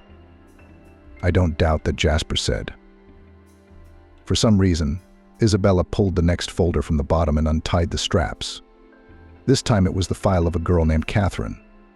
From the photograph, she was staring at her with attentive eyes, magnified by some kind of peculiar glasses. Age 7 years. In need of serious ophthalmologic surgery. Waiting for a quota for a place in an eye clinic. Straight A student. She's into drawing, plasticine, molding, burning. "What do you think?" Jasper said questioningly. The twins had just taken all the supplies of blank sketchbooks, plasticine, and paints up to the attic. "We'll have to climb up and bring it all back," Isabella summarized bluntly. Now 2 folders were put aside, but the potential owners of the future family orphanage did not think to stop there. The next folder immediately elicited smiles. In it lay the file of one of the 2 twin brothers, and next to it the biography of the second. However, they had them as if they were copied. The trouble with these 2 boys was that, although they had been orphaned a long time ago, no one of the adopters dared to take in a family of 2, prone to petty hooliganism in their 10 years. "Our girls and boys will be happy. Let's fulfill their wish," Isabella decided at once. "Yes, Comrade Commander," Jasper sang along. There was one more folder on the edge of the table. It contained the file of 5-year-old Lucy. The girl had a disease rumored to affect the greats of this world: Socrates, Newton, Dostoevsky and Tchaikovsky, Pythagoras and Nobel. Lucy's extraordinary abilities had already been noticed: phenomenal memory, the ability at her age to quickly add up 2-digit numbers. The name of the disease is epilepsy. At the time of the Roman Emperor Caesar, who also suffered from this disease, it was also called the carrion disease. Treatment was only needed to correct it. Jasper and Isabella looked at each other and said nothing. The folder moved smoothly to the others. At the same time, his mistress entered the office. Having looked at the folders, the director said, "I told you that it is better to choose a child not from this list. These all get rejected at once. Why go to such trouble when there are many other offers?" "You misunderstand us," Jasper replied. "We want to adopt all these kids, take them to our family orphanage in Riverside. There is a middle school and a kindergarten there. What paperwork do we need to gather to finalize all the formalities sooner?" The principal, stunned, fell silent, and when she was able to speak again, tears glistened in the corners of her eyes. "You guys are amazing. If I hadn't witnessed it myself, who would have believed it? You are making a difference in these kids' lives." Riverside is bustling with activity. Around Jasper's tall figure, the boys are busy building their own wood-fired bathhouse. Jasper has promised that everyone will be assigned their own work. Matthew is appointed foreman. His task is to distribute building materials, distribute tools to the kids, keep records of logs, nails, and other small things. The boy's pride is so great that he has almost stopped limping. The other four twins are exhausted that the process is not started. Especially Jasper promised to take everyone to the river in the evening. Under the apple tree, Stacy sits on the swing. She recently had eye surgery and her face is still in bandages. But they say that when the bandages come off, she'll have almost 100% vision. Amelie, Megan, and Annie are helping their mom, Isabella. They decided to bake pies with different fillings, cabbage, mushrooms, and apples, which the boys picked from an old tree in the morning. Isabella has had a hard time managing the house alone lately. By the end of the fall, they were expecting a new addition to their family. Jasper would become a father for the 10th time, and Isabella would become a mother, of course. On the thick branches of the apple tree, camouflaged by green leaves due to the coloring, sit chicks. The oriole watched the people and thought these people have everything like us, a big nest. There is a mother preparing food for her chicks. Good attracts good. Even a small oriole knows this law. She wasn't going to teach anyone. The bird reasoned. That's why everything in their house is fine and good. The oriole looked back at her hungry chicks in the nest. And I have to go to my babies. I have a lot of things to do. I've already been here for a long time, admiring this family idyll. Having made the last circle over the apple tree, she soared into the sky, rejoicing that there are such wonderful people in the world, living by the laws of kindness and care, like birds. I can't go back. Barbara woke up and asked the doctor to tell her husband she was gone. As a child, Barbara was considered strange in the yard because she wasn't afraid of dentists.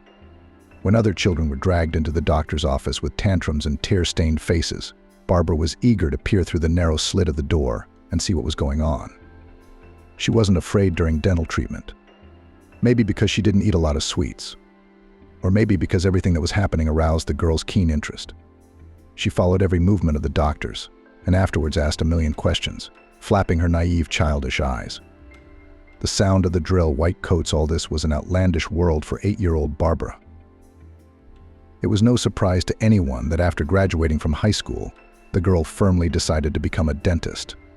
All high school, she diligently prepared, learned chemical formulas, and diligently solved tests in biology. Sometimes Barbara put on a white coat at home, a cap, and imagined that she was seeing patients. She had once borrowed it from a neighbor who worked as a pediatrician at the local clinic. "What do you want to pick other people's teeth, Barbara?" sighed her mother, stirring the borscht. "Well, you want to teach cranky children," parried the daughter, not taking her eyes off the book. "You must be like your grandmother," grinned the woman. "Only she treated livestock and farms. And you've decided to get to people, too." Barbara grinned understandingly. Grandma Angie had worked as a zoo technician in the village for a long time before she retired.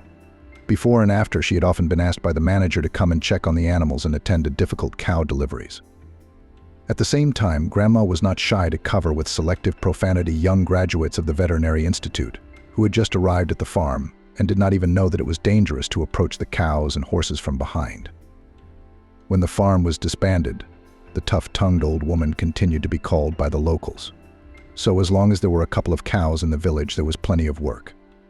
Angie lived where she'd worked half her life in a village near Swan. Barbara's mom, Lexi, took a different path. She didn't want to live in the village and went to the city, hoping to fit in and achieve a higher rank than honorary milkmaid. However, the city did not treat Lexi as favorably as she would have liked. The woman did not advance further than an elementary school teacher, but received a small one-room apartment in the last years of the union for seniority. The kind where the kitchen was already cramped for 2 people. That's where Barbara was born and raised. No matter how cozy it was under her mother's wing, but at the age of 15 the girl thought about living separately. But no way. The modest salary of a teacher did not allow such a luxury. Her father stayed with them for a short time. Like many truckers, he lived for 2 families, of which neither of them knew. In the end, the man simply did not return from another trip. The mother waited 6 months, and then, gathering her courage, filed for a unilateral divorce. Barbara was secretly sad. She loved her father, and she missed his care, advice, and experience. However, after such a prank, her mother did not start any new relationships. She lived with her work and her daughter. The final exams came, followed by vacations. And now Barbara stood in front of the doors of the medical school, struggling with shyness to enter. She had passed by countless times, dreaming of how she would get her student card and credits. But now the familiar outer walls seemed stark and intimidating, even though the fulfillment of her dream depended on them. It felt strange. "Hey, sophomore year?" Someone touched her elbow. Barbara turned around and saw a blonde girl with a pointy nose and strange, age-inappropriate, brightly colored hairpins. "Yeah, from the second one," Barbara replied. "Cool." The stranger glowed and clapped Barbara on the shoulder in an overly brotherly way. "At last I found someone. My name is Kate, by the way." Barbara, she introduced herself. "Like the Crimean ship Hucklack," laughed a new acquaintance. "Let's go find our group and audience."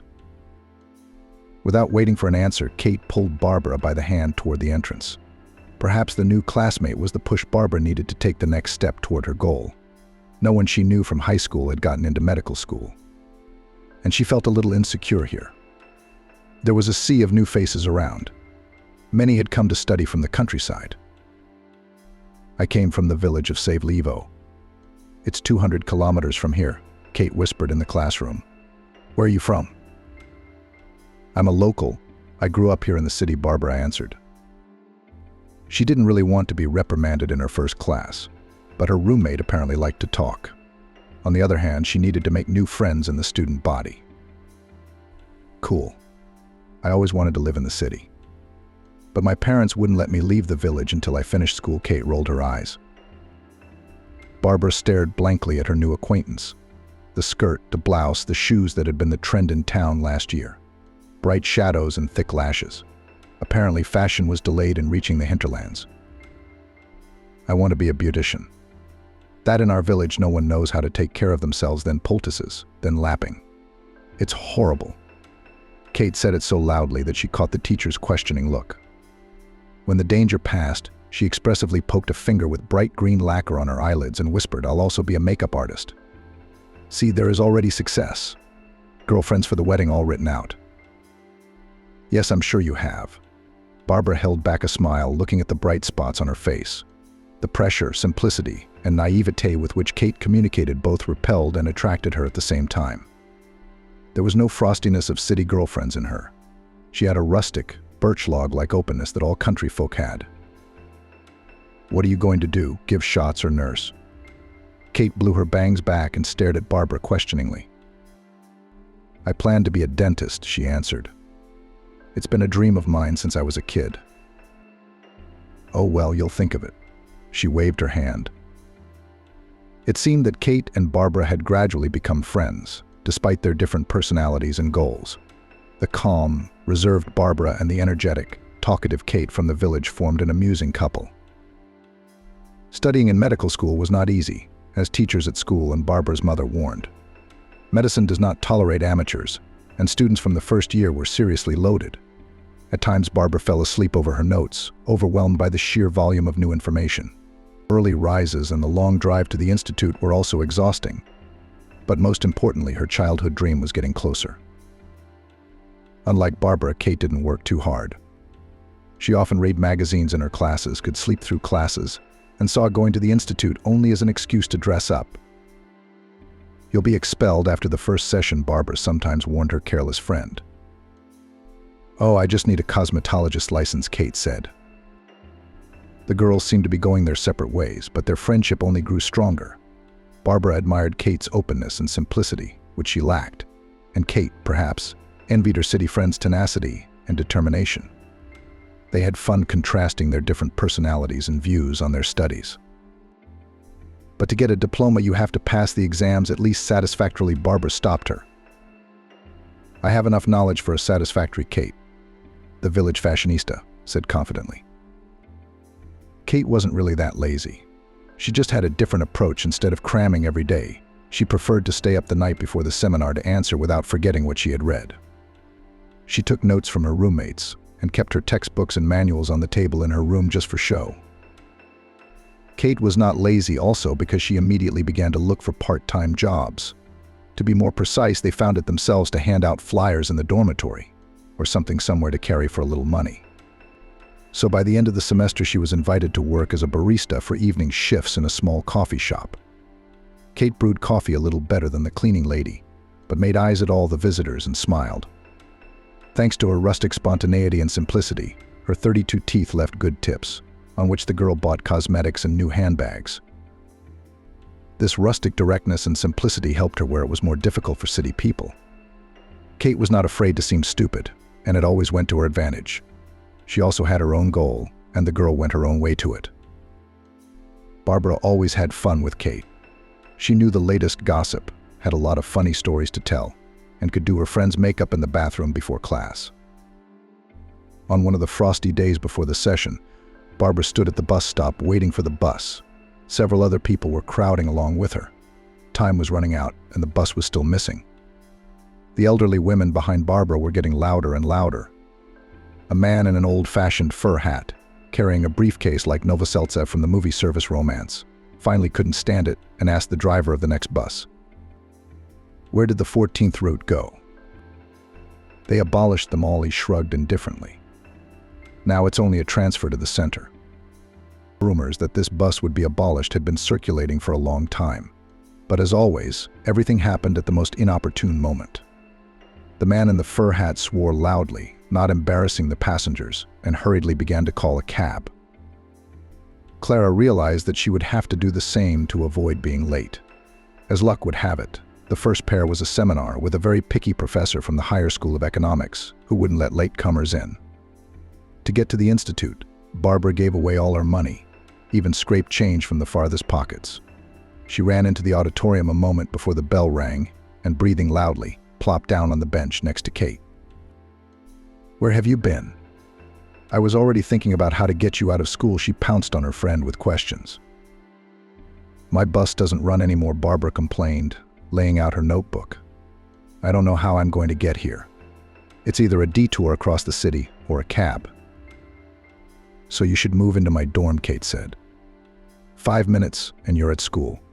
Just remember to brush your teeth." Barbara wanted to say something against it, but suddenly realized that it wasn't a bad idea. And if she had to choose between an extra early rise and an expensive cab, Kate and the dormitory was the better option. After all, she'd wanted to live on her own for a long time. Student room fees were ridiculous. She spent more on commuting from home. And she could go to her mom's on weekends. "My roommate just moved out, so here, as they say, all the cards are aligned." Kate theatrically raised her hands to the ceiling. "You'll have to apply to the building manager, and they'll move you in no time." Barbara nodded. So much time they were wasting traveling. They could have used it for more useful things like studying, walking, and getting a good night's sleep. The superintendent had been a little nagging at Barbara when she'd given her the papers. "What are you doing here?" "I have to put up foreigners from out of town," she grumbled. The girl kept silent, knowing that she was obliged to be accommodated. The commandant once again looked at her with a keen eye, but everything was in order. Eventually she accepted the application and gave her a check and date. As soon as they were out of the dormitory, Kate smothered Barbara in a hug so tightly that she gasped. "Yay! Yay, we're together now." Her mother took the news of her daughter's future move with enthusiasm. The mother's apartment was cozy, but cramped. Alas, even a mother's love couldn't change that fact. "Don't eat crap in there," Lexi admonished her daughter as she put towels and a new set of bedding in her bag. "And don't drink. You're the only one who's so willful," she shook her fist rather jokingly, "or that Kate, your tough friend, is going to be a bad influence on you." "She's all right," Barbara defended her friend. "She's just peculiar." A few days later, on a weekend, the girl came to the dormitory with her things. Kate was already waiting for her. She helped her to bring everything in, settle in, showed her where everything was. The room was small, but here Barbara had her own separate bed, a table, a closet, shelves, and a whole wall. All in all, not bad. The main thing was that it was a couple minutes' walk to the university, and she would get used to the rest. That evening, Barbara and Kate were walking down the hallway when a voice called out to them. "Hello, girls." A student peeked out of a nearby room. "Hi, Swan," Kate responded, tilting her head to the side as if looking at a shiny bauble. "What do you want?" "Come join us, because we're lacking female company," he said, waving his hand invitingly. "We'll feed you, give you a drink. We won't leave you with any hard feelings. It's a birthday party, after all." Barbara tugged Kate's elbow questioningly. "It's Swan from third year who's been after me since the beginning of the semester," she whispered back. "He's not a bad guy, but he's a little dorky. Do you want to go?" Barbara took another look at the guy who was urging them on. "Why not?" She shrugged her shoulders. Kate stared at her. "Tomorrow's Sunday anyway. No need to go anywhere. We'll sit around and talk, all of us. Nothing to be afraid of," she turned to Swan. "Okay, we'll be there soon." The guy glowered, gave them a thumbs up and disappeared into the room. Barbara studied for a while, but then she thought about it. She hadn't really made friends with anyone except Kate in the 6 months she'd been at school. Sure, she'd hung out with her classmates, but it wasn't the same. Barbara's old school friends visited less and less often and wrote shorter and shorter letters, because everyone had enough to worry about. And they didn't understand why she was going to an institute across town. Kate quickly combed her hair, changed from pants to jeans, and found a decent t-shirt in the closet. Barbara didn't bother, limiting herself to brushing her hair. There were 3 guys and a girl in the room, apparently the couple of the birthday boy, tall, thin as a pole, but very hospitable. Swan, an old acquaintance, greeted the girls and introduced the company. "This is Vince, the birthday boy, and his girlfriend Susan. This is Simon, the city's future medical luminary. And this is Jasper," he said, pointing his finger at a boy sitting in a chair by the window. "Matthew from the journalism department." The girls were warmly welcomed and seated at the communal table. After a while, the shyness of the acquaintance evaporated without a trace. Everyone drank, ate, joked. Susan suggested playing crocodile. The boys readily moved the bed, making room. Barbara stared blankly at all the new acquaintances. Jasper was making small talk with Kate. It was obvious that he liked her, whether he was trying to hug her, picking an invisible speck off her shoulder, or whispering something in her ear. Vince and Susan had been together a long time. It was obvious from their conversation and their warmth toward each other. Barbara felt a twinge of distant envy. She'd dated a guy in high school, but he'd never treated her with such care and warmth. Simon made occasional jokes about doctors. During breaks, when his mouth wasn't busy eating, he'd already put a couple ketchup stains on his shirt. But would that stop a man with a big appetite? Matthew, the only one Jasper had introduced differently than the others, didn't fit at the table. He sat by the window with his plate in his hands. But that didn't stop the young man from collecting all the stares. He told stories, joked, asked provocative questions, and posed picturesquely. "Matthew's a talker," Vince said. "He's a man who's chosen his profession to talk." The party turned into an interesting argument about professions and vocations. When Matthew spoke disparagingly of medicine, comparing it to picking on people, Barbara stood up for Simon. "What's wrong with helping people?" she asked suddenly. Everyone fell silent and stared at her with interest. Matthew also looked at her. "You're not going to help them for free, are you? Or are you going to open a branch of the Mother Teresa Society?" He sarcastically parried Barbara. "I want to help first of all. I'm going into the profession because of my heart, not because it's profitable," she said. "Okay, and you need to eat. So stop covering your ambition with mercy." Matthew waved his hand at her. "Sooner or later, people will become just a means of earning money for you. But some people will earn money by talking, and others by seeing rotten teeth and other unpleasant things in the human body." "Matthew, come on.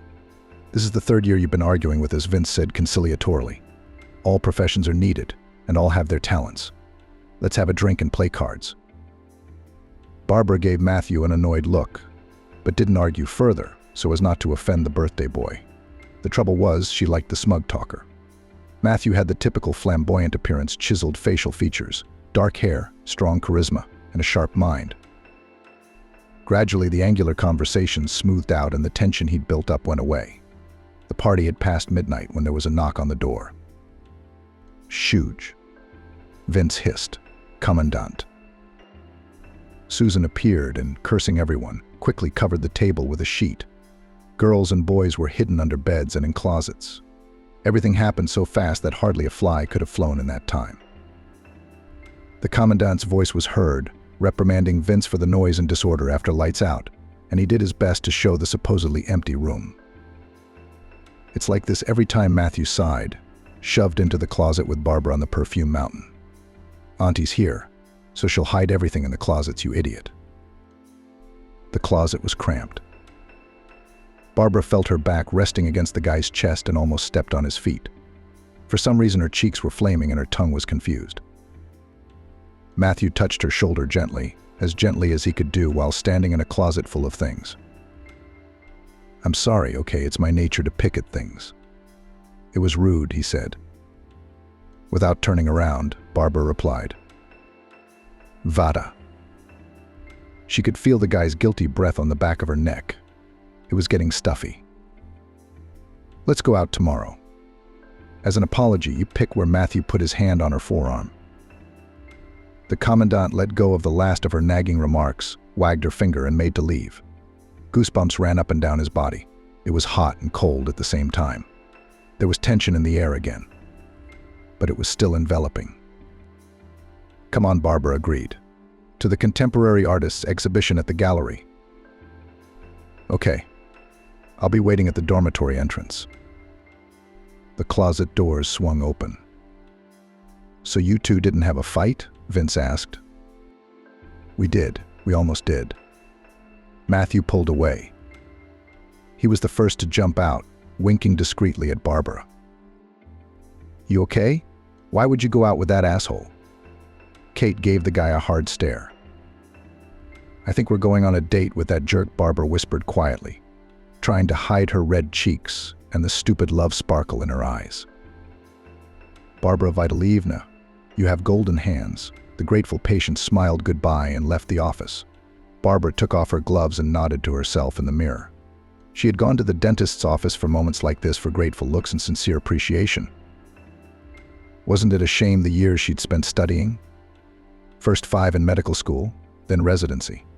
3 more years for the registry. Barbara took the robe home to wash. She should also call Kate. They were supposed to meet today for a professional holiday. Barbara threw on the coat, said goodbye to the girls at the front desk, and hurried to the store to get a cake. Kate still had a sweet tooth from university. No one was home for her yet. Kieran had warned that he would be at the agency until the evening. He'd started moonlighting there while he was still studying, and 7 years later he'd taken the editor's chair himself. But Kieran had connections with every authority in Swan, from vegetable shops to the prosecutor's office. He and Barbara had married while they were still at university, a year after they'd started their relationship in the dormitory party. Kate had convinced her that Kieran was good, of course, but he was too nosy. Mother and principal did not take the profession of journalism seriously. What kind of job is it, collecting gossip? Like plowing a factory or sowing grain, she used to say. But she was radiant when Barbara came for the weekend and raved about her boyfriend. Kieran was not what he seemed at first glance, nor what everyone else saw him as. He knew how to be caring and sensitive, and even restrained his desire to pick at everything. At the same time remained the soul of the company, a noisy lighter. Many girls openly envied Barbara and openly glared at Kieran when they appeared at the university. There's nothing to see. Kate waved her hands at them. They're not here for the ballet. Shoo. Though she had initially opposed Barbara and Kieran's relationship, she soon became an ardent defender of their peace, and was even a bridesmaid at the wedding. Not without pride, she told the guests that without her, the young couple would not have met. It might have seemed that Kate just had nothing to do, but those who thought so were wrong. She had affairs with 2 or 3 men at once. Never a dull moment in the evening. Sometimes she chose from several candidates and was not ashamed to use her natural beauty. Those problems that she herself did not want to solve suitors. That's how Kate finished her studies, not really knowing what she was studying for. She got her medical degree as a working makeup artist. She did not go to any residency, but sat in a beauty studio, having mastered in addition to makeup, hair and other procedures. From boredom or from power, married and 6 months later divorced. Another year Kate went on dates, and then again went to the registry office. She wasn't lazy, she was just lucky. She was also never shy about doing things that others disapproved of, so she won where others gave up. Barbara sometimes thought her road was straight and quiet, where you could see all the stops and bumps from miles ahead. Kate's road, on the other hand, wriggled like a snake, either falling into potholes or going under the clouds. The important thing was that in the end, they both reached their destination. Finally. Wow. Barbara was just about to call her friend, who was almost an hour late, when she heard a commotion in the entryway and a bell ringing. "Can you believe it, you bastard?" Kate was indignant. "The client was late, delayed me. The cabs were still running." Barbara just smiled. They hugged. It couldn't have been otherwise. Over the years, Kate had changed from a country girl with ambition into a genteel city beauty. She aspired to a brown haircut, was always with makeup, fashionably dressed. And she was more concerned about a new skirt and going for a massage than having groceries at home. "Oh, you didn't cook?" Kate asked, as soon as she entered the kitchen and poked her nose into the pots on the stove and in the refrigerator. "I see piggies." Barbara had borscht, stuffed cabbage, and compote. She didn't chase brands and hairstyles. She dressed minimalistically and simply, but she knew how to keep things cozy and on time. "I'm Simon's boo." "I don't cook anything," Kate complained. "We all have our talents," Barbara reassured her. The casual, friendly conversation went on late into the night. It was always like this when they met. The cake was almost over, and for the third time, Barbara was making coffee. When did Kieran finally come home? The young editor was in a meeting. He'd come into the kitchen, said hello briefly, hugged his wife and retired to his room, saying he'd had a hard day. "Why is he so glum?" Kate asked, glancing at the man. "Tired." I guess Barbara shrugged. "I didn't have to force him to sit at the table." Come on. Kate jumped up from her chair and reached for her friend's shoulder. "What's this?" She picked up her red hair with 2 long fingernails and showed it to the stunned Barbara. She stopped talking in surprise. "Maybe it was an accident," Barbara suggested. "Yeah, you can say it was blown in by the wind." Kate stared at her with her arms at her sides. "I'm a friend of men, I know how they smell. Came in tired, in someone else's hair. Just like he'd been working out." "Poor thing," Barbara grinned. "What are you implying? That he, Matthew, has moved on the room?" "I'm not implying anything yet, but it's a fact," Kate shrugged. "We need to watch him, take a closer look. And come on. Maybe you had something strange going on." Barbara wondered. Her friend's suspicions had shifted the bricks of her inner fortress. Just a little. But even that was enough to make the edifice faintly shake. Matthew had replaced the father she'd been deprived of in her life. He became both friend and husband at once. For the first few years they lived soul to soul, understood each other without words, and as if a whole universe was formed in the fusion of 2 different characters. Then they experienced several crises in their relationship. There were quarrels, as with everyone, but they quickly became the past. The last year they lived very measured, but loaded professionally. Both worked hard to achieve their goals. Maybe they were socializing less, Barbara speculated aloud. "Is everything okay in bed?" Kate questioned her. "Well, maybe because of the work, maybe a little less," Barbara agreed. Something sticking, Kate nodded. "It's just one hair, and already there's a lot of panic." "Everything starts with a hair," said her friend with an authoritative thumbs up. "I advise you to go through the pockets of his shirt, and in the laptop." "I'm not sniffing shirts." "What the hell are you talking about?" Barbara was indignant, though subconsciously the doubt had already taken hold of her. "Go to his workplace," Kate whispered conspiratorially. "Maybe they've got a red-headed student intern there." They chatted for a while, and Kate started to get ready to go home. "Oh, I almost forgot," she said. "My salon is celebrating its anniversary. Come with your husband next week, Friday. You are my regular customer." "Of course we will," Barbara nodded. "Smell the shirts," Kate winked at her, gave her a kiss, and disappeared into the elevator. Involuntarily, Barbara began to look at her husband. Until Kate's words, she'd never thought of accusing him of cheating. Of course, it was hard to believe, but doubts crept in. One evening, Barbara did go through her husband's things. "God, what am I doing?" she asked herself when she actually sniffed his favorite Matthew shirt. It didn't smell anything suspicious. There was no foreign hair.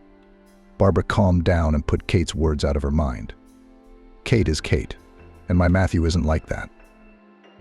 She had long ago accepted his job and the need to socialize with different people. Little did she know who the meeting might have been with. This is all silly. Mish, we're all right, aren't we? Barbara asked on the way to the cafe, not knowing why she was asking. The inner restlessness hadn't completely gone away. Yes, why are you suddenly asking? Matthew wondered. You can't tell me that Kate found a hair, Barbara thought. You've been away at work lately, and we haven't talked much. Barbara, but you know I have a lot of things to do and a lot of responsibilities. Matthew smiled. I'll get an assistant soon and relax a little. Oh.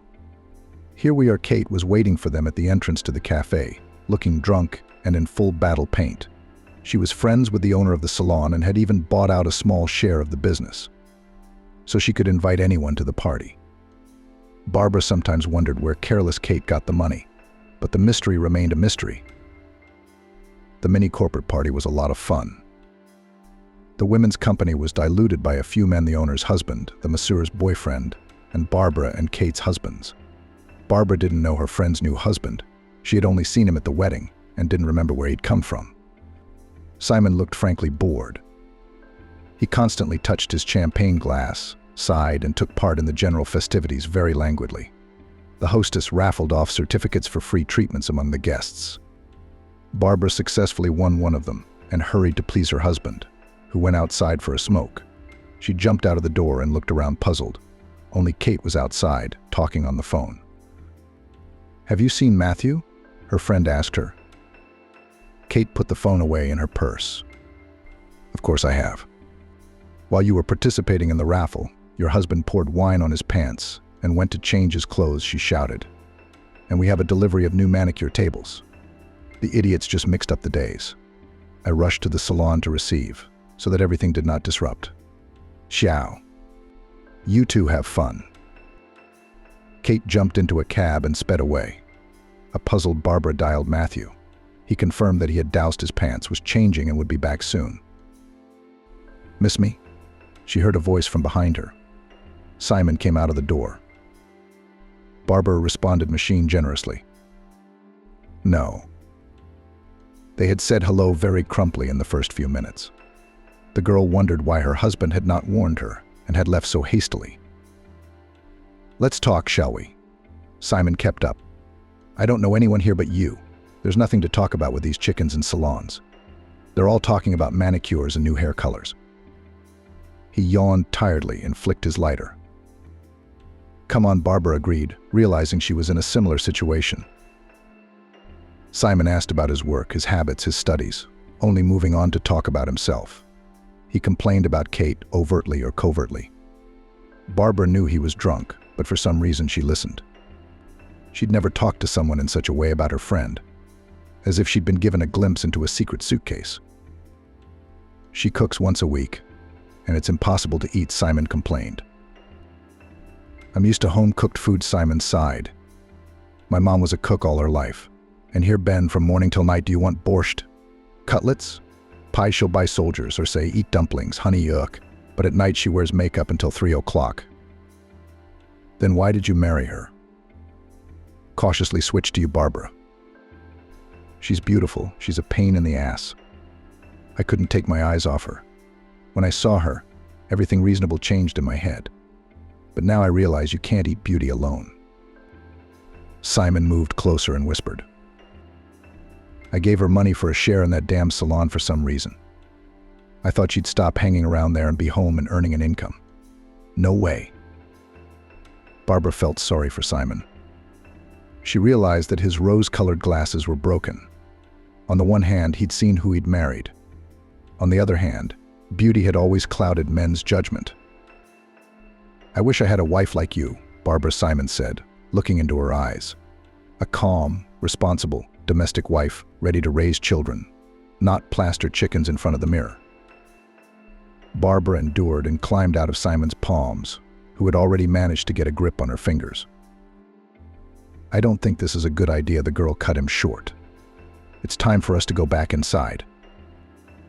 She turned and walked quickly into the cafe. Her heart was pounding frantically. There was bewilderment and awkwardness in her mind. Barbara sat down in her seat at the table and poured half a glass of wine. Should she tell Kate what had happened? Complaints, harassment, and innuendo. Kate would start questioning him. They'll fight. They'll have to rehash the whole thing. No, let them deal with their own problems. Barbara sipped her wine and reached for a sandwich.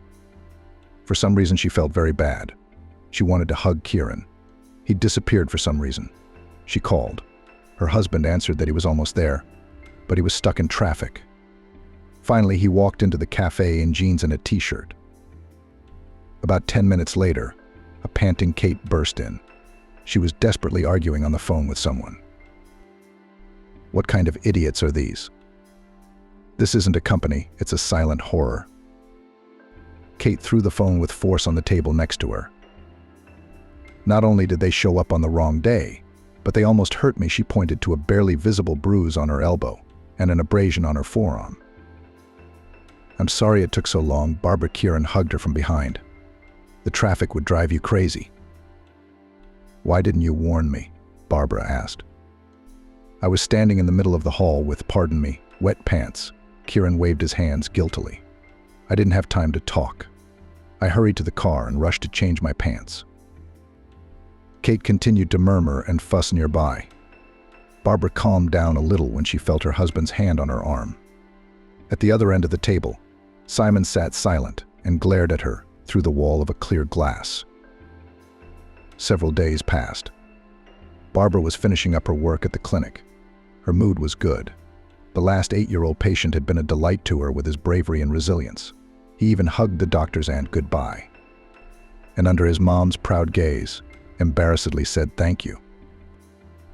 Of course, Barbara could not just let the little hero out of the office and handed him a brand new toothbrush, which was left by the brand representative for promotional purposes. The young doctor had already said goodbye to all her colleagues and was standing at the door when the phone in her pocket rang. It was Kate. Help me out, come model, heard her voice in the phone. My student and I need to practice, and the model is sick, the bastard. Now? Barbara was surprised. Yes, it's urgent, Kate begged. Okay, I'll be right there.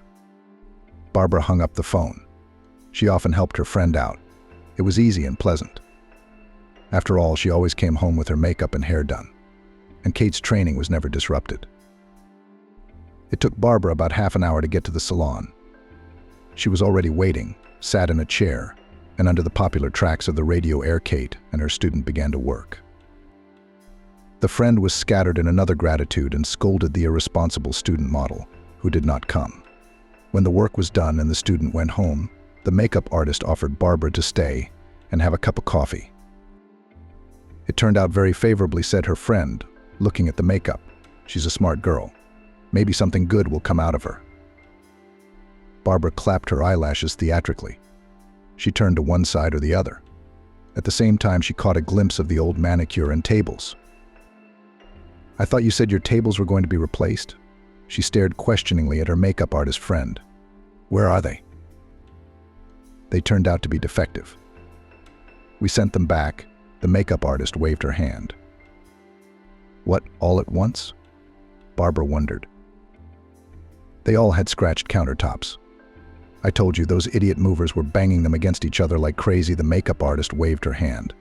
Pull the brushes. Fucking detectives. They only spoiled our holiday and frayed our nerves.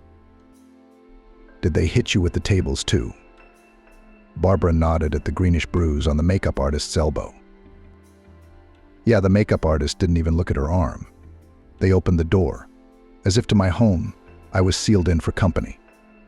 Friends finished their coffee and long ago switched to another topic, when the makeup artist, who was scrolling through the news feed on her phone, suddenly exclaimed, Larchik, look. She shoved a machine with a picture open on the screen to Barbara's nose. The girl looked at the picture and froze. On the photo was the entire staff of the agency where her husband worked. The guys were holding some certificates in their hands, apparently another award from their superiors. But another thing was interesting. Next to her husband stood a young red-haired girl. "Aha," shouted her friend triumphantly. "And I told you to frame." "I'd say so," Barbara said, looking at the photograph. I felt sick to my stomach. The nasty feeling from the conversation with her friend and her husband resurfaced again. "That's from finding the red hair," said the makeup artist friend. "It's okay, we exposed him." She clenched her hand into a fist. "If anything, we'll be the first to file for divorce." "What divorce?" Barbara jumped up. Her face was burning. "It's not clear yet." "It's clear as day," her friend said authoritatively, folding her arms across her chest. "Your husband's on the prowl. We've got to go over there and rip that redhead's hair out." Barbara clutched her temples with her hands. "I don't believe in this nonsense."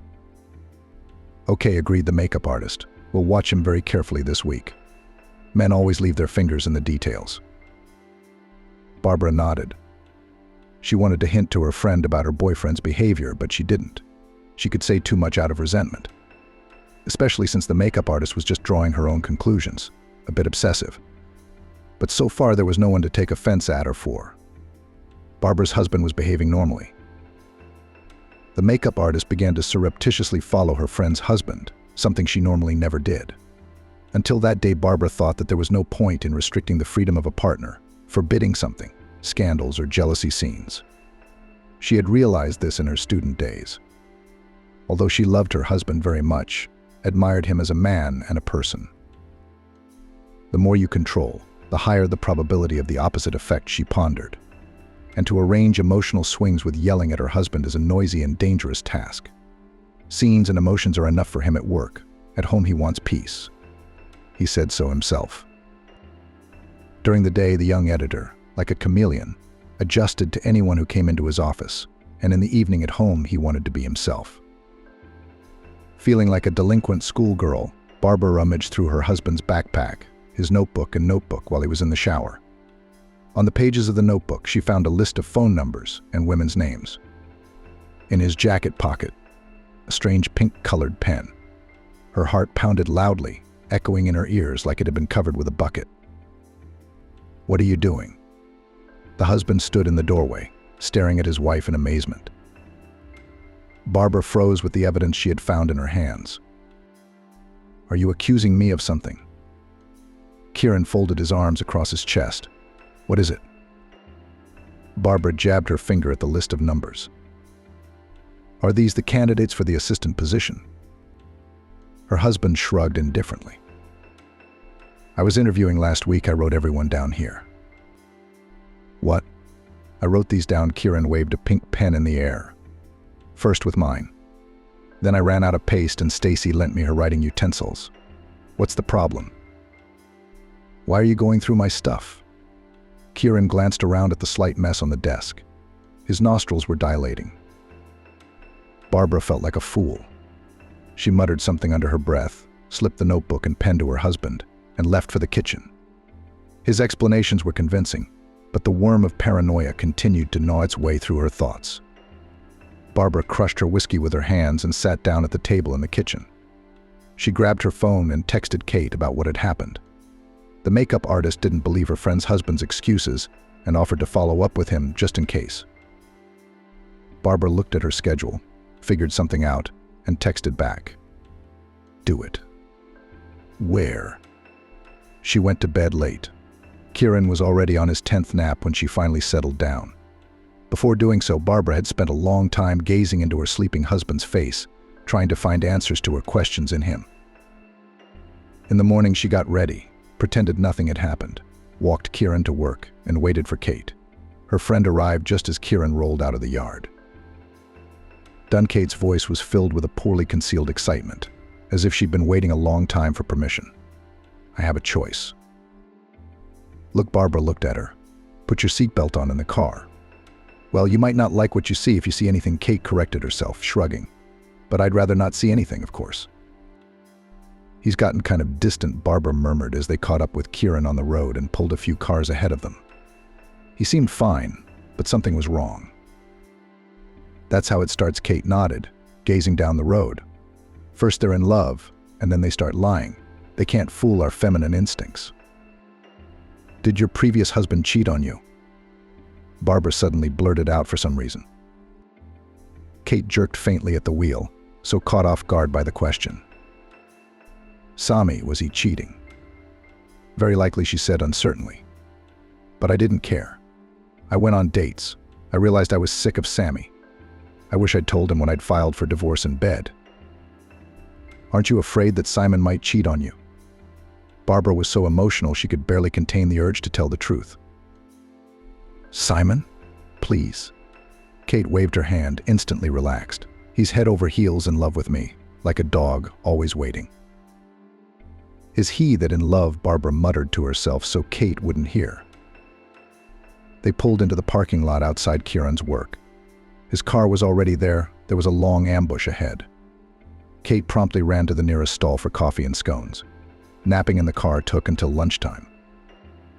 Kate nudged Barbara in the shoulder as Kieran came out of the agency with the red-haired girl from the photo. They got into the car and got ready to drive out. Let's go, lovebirds. We'll get them now, Kate muttered excitedly, twisting the steering wheel. Barbara watched her husband's car with bated breath. She recognized the girl in the photo. Kieran had said it was his assistant. But was it just that? The answer to that question loomed somewhere on the horizon. The editor and her companion made a trip to the city's utility and stationery store. On the whole, there were no provocative moments, except for opening the door for the girl. She carried a folder with documents, sometimes asking Kieran something or answering the phone. He hardly ever took his eyes off the phone, even while driving. Yeah, he's holding the door for you, just in case Kate noticed Kieran's gesture, almost mockingly. He always does that, Barbara replied, following her husband with her eyes. Look, why don't you call him right now, Kate suggested. Ask him what he's doing and see what the answer is.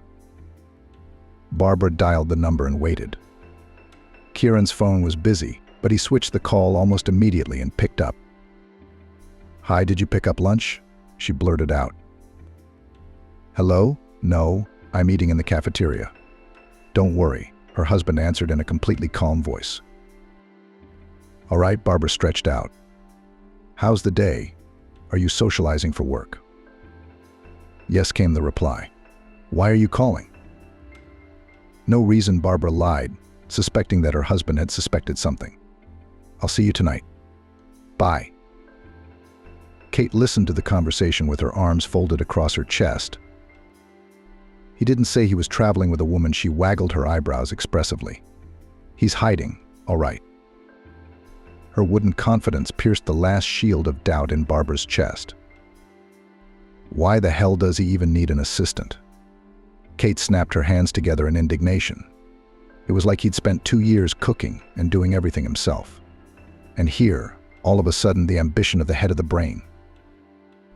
I don't know, Barbara said, staring blankly out the window. Tired, I guess. Yeah, from work or from his wife, Kate said wryly. Kate drove home, leaving Barbara alone to deal with the aftermath of the evening. Are you white or red, drinking? Kate asked mischievously before leaving. That evening, Kieran found the 2 drunken girlfriends at home.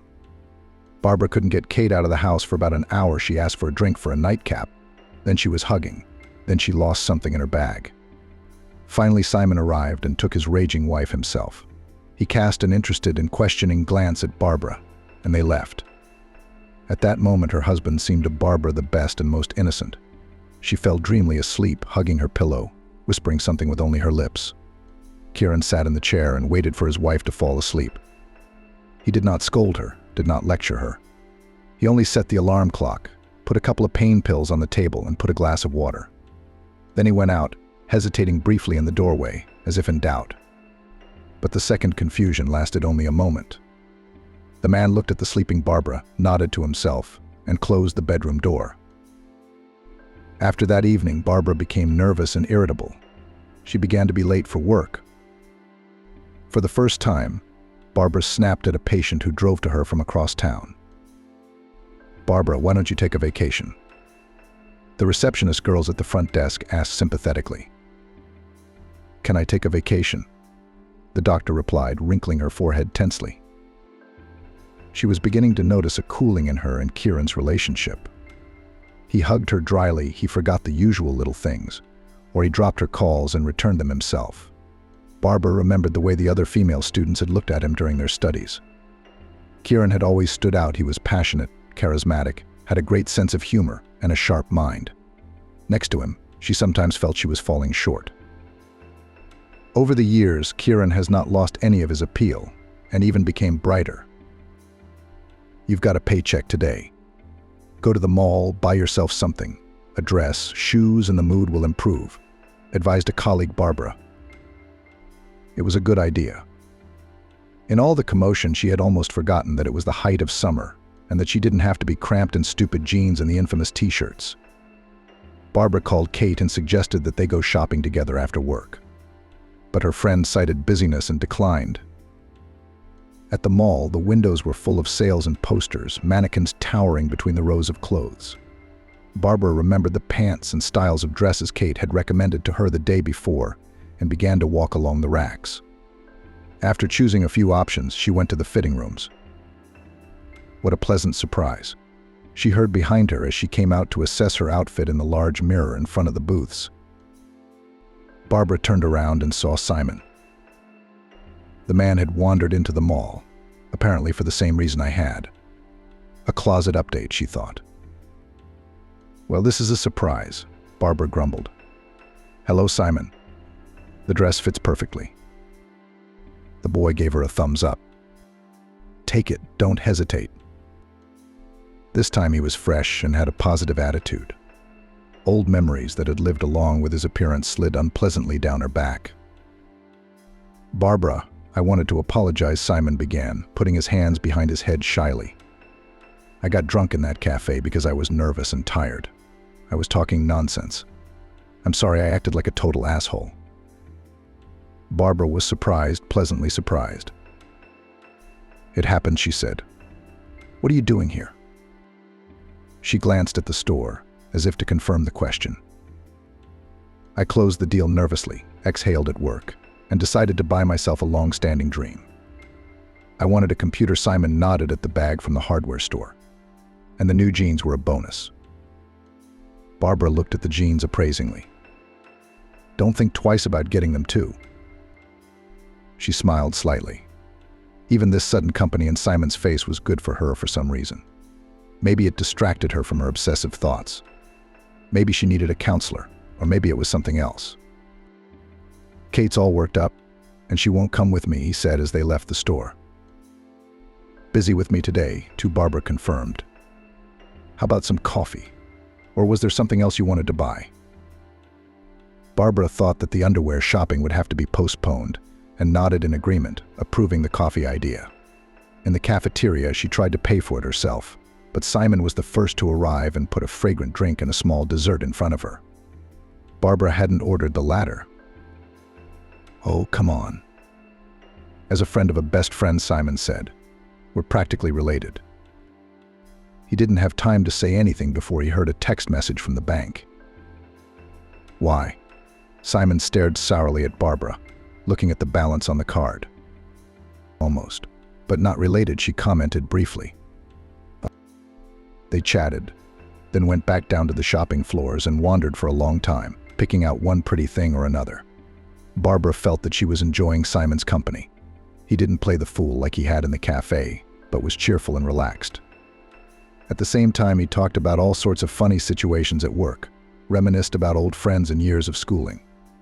There was even room for a story about Simon's childhood in the village and his happy vacations.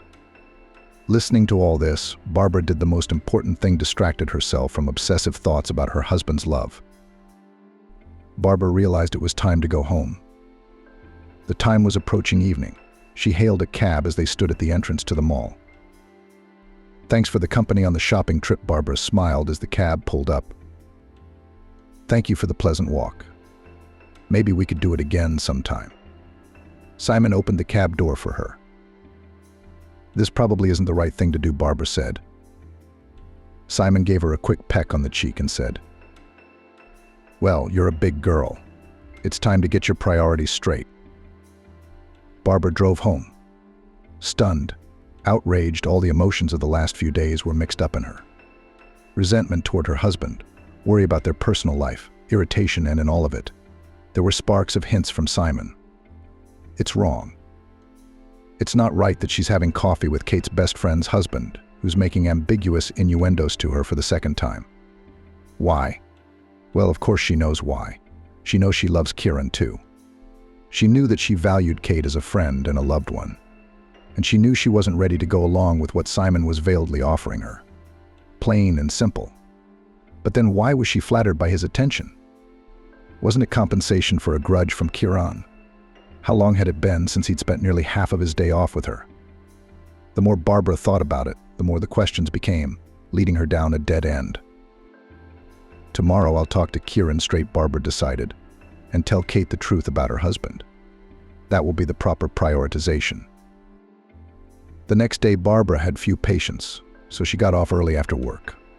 On the way, a nervous Kieran called her and asked her to bring her work phone, which she had forgotten at home. On the way, she thought about the best words to say to her friend and her husband. She decided to start with the first one. She dialed Kate's number and proposed to meet in the evening. The makeup artist happily replied that she agreed and even asked if she should dress up in front of her. "No, we'll just hang out," was the reply. As Barbara entered the apartment, she heard Kieran's work phone ringing. She picked it up near the mirror in the hallway and glanced at the screen absently. There were about 10 missed calls, some news reports, Greg, Barbara mumbled as she glanced at the call sheets on her smartphone. She was already getting into a cab when a text message sent around 1:00 in the morning caught her eye. "Missed you, my affectionate boss." Looking forward to tomorrow, Barbara felt as if she had been doused with cold water. There it was. Here were her suspicions. Here, in her hands, on the screen of her husband's phone. Tears came to her eyes. Her nose crinkled and her throat was filled with rage and jealousy. Barbara caught her gaze in the rearview mirror and was stunned. She was looking at an angry and deceived woman, hungry for revenge and justice. All plans to talk to her husband were forgotten at that moment. "The boss." Then Barbara whispered, clutching the phone so tightly that it nearly cracked. The cab driver involuntarily glanced at the passenger. He instinctively sensed that something was going on behind him. The only thing the girl managed to do before her jealousy finally drowned her was to write down the number from which the text message had come. Barbara burst into the agency's office with flaming cheeks. The staff said hello to her, but the girl didn't hear them. She yanked Kieran's office door open to the astonished stares, but it wouldn't budge. "Kieran Sergeyevich isn't here. He's at lunch," said a fellow practicing journalism student timidly. "What's going on here?" he asked, being the first to catch Barbara's furious glare. "We'll wait for him here," she said. Barbara stared angrily at the empty assistant's chair next to the office and plopped down in it. Tapping her fingers expectantly on the tabletop, she felt a mixture of fear and bewilderment from the entire office. Someone had apparently called Kieran on the sly, and he'd rushed in a couple minutes later. "Did you have a good meal, love?" Barbara said sarcastically, getting up from her chair and shoving the phone screen with the text message angrily up his nose. At the same time, she glared angrily at Stacy, who was frozen in the doorway behind the chief with a stack of papers. "Barbara, what's the concert?" Kieran questioned, trying to lead his wife into the office. "Come on, let's talk quietly."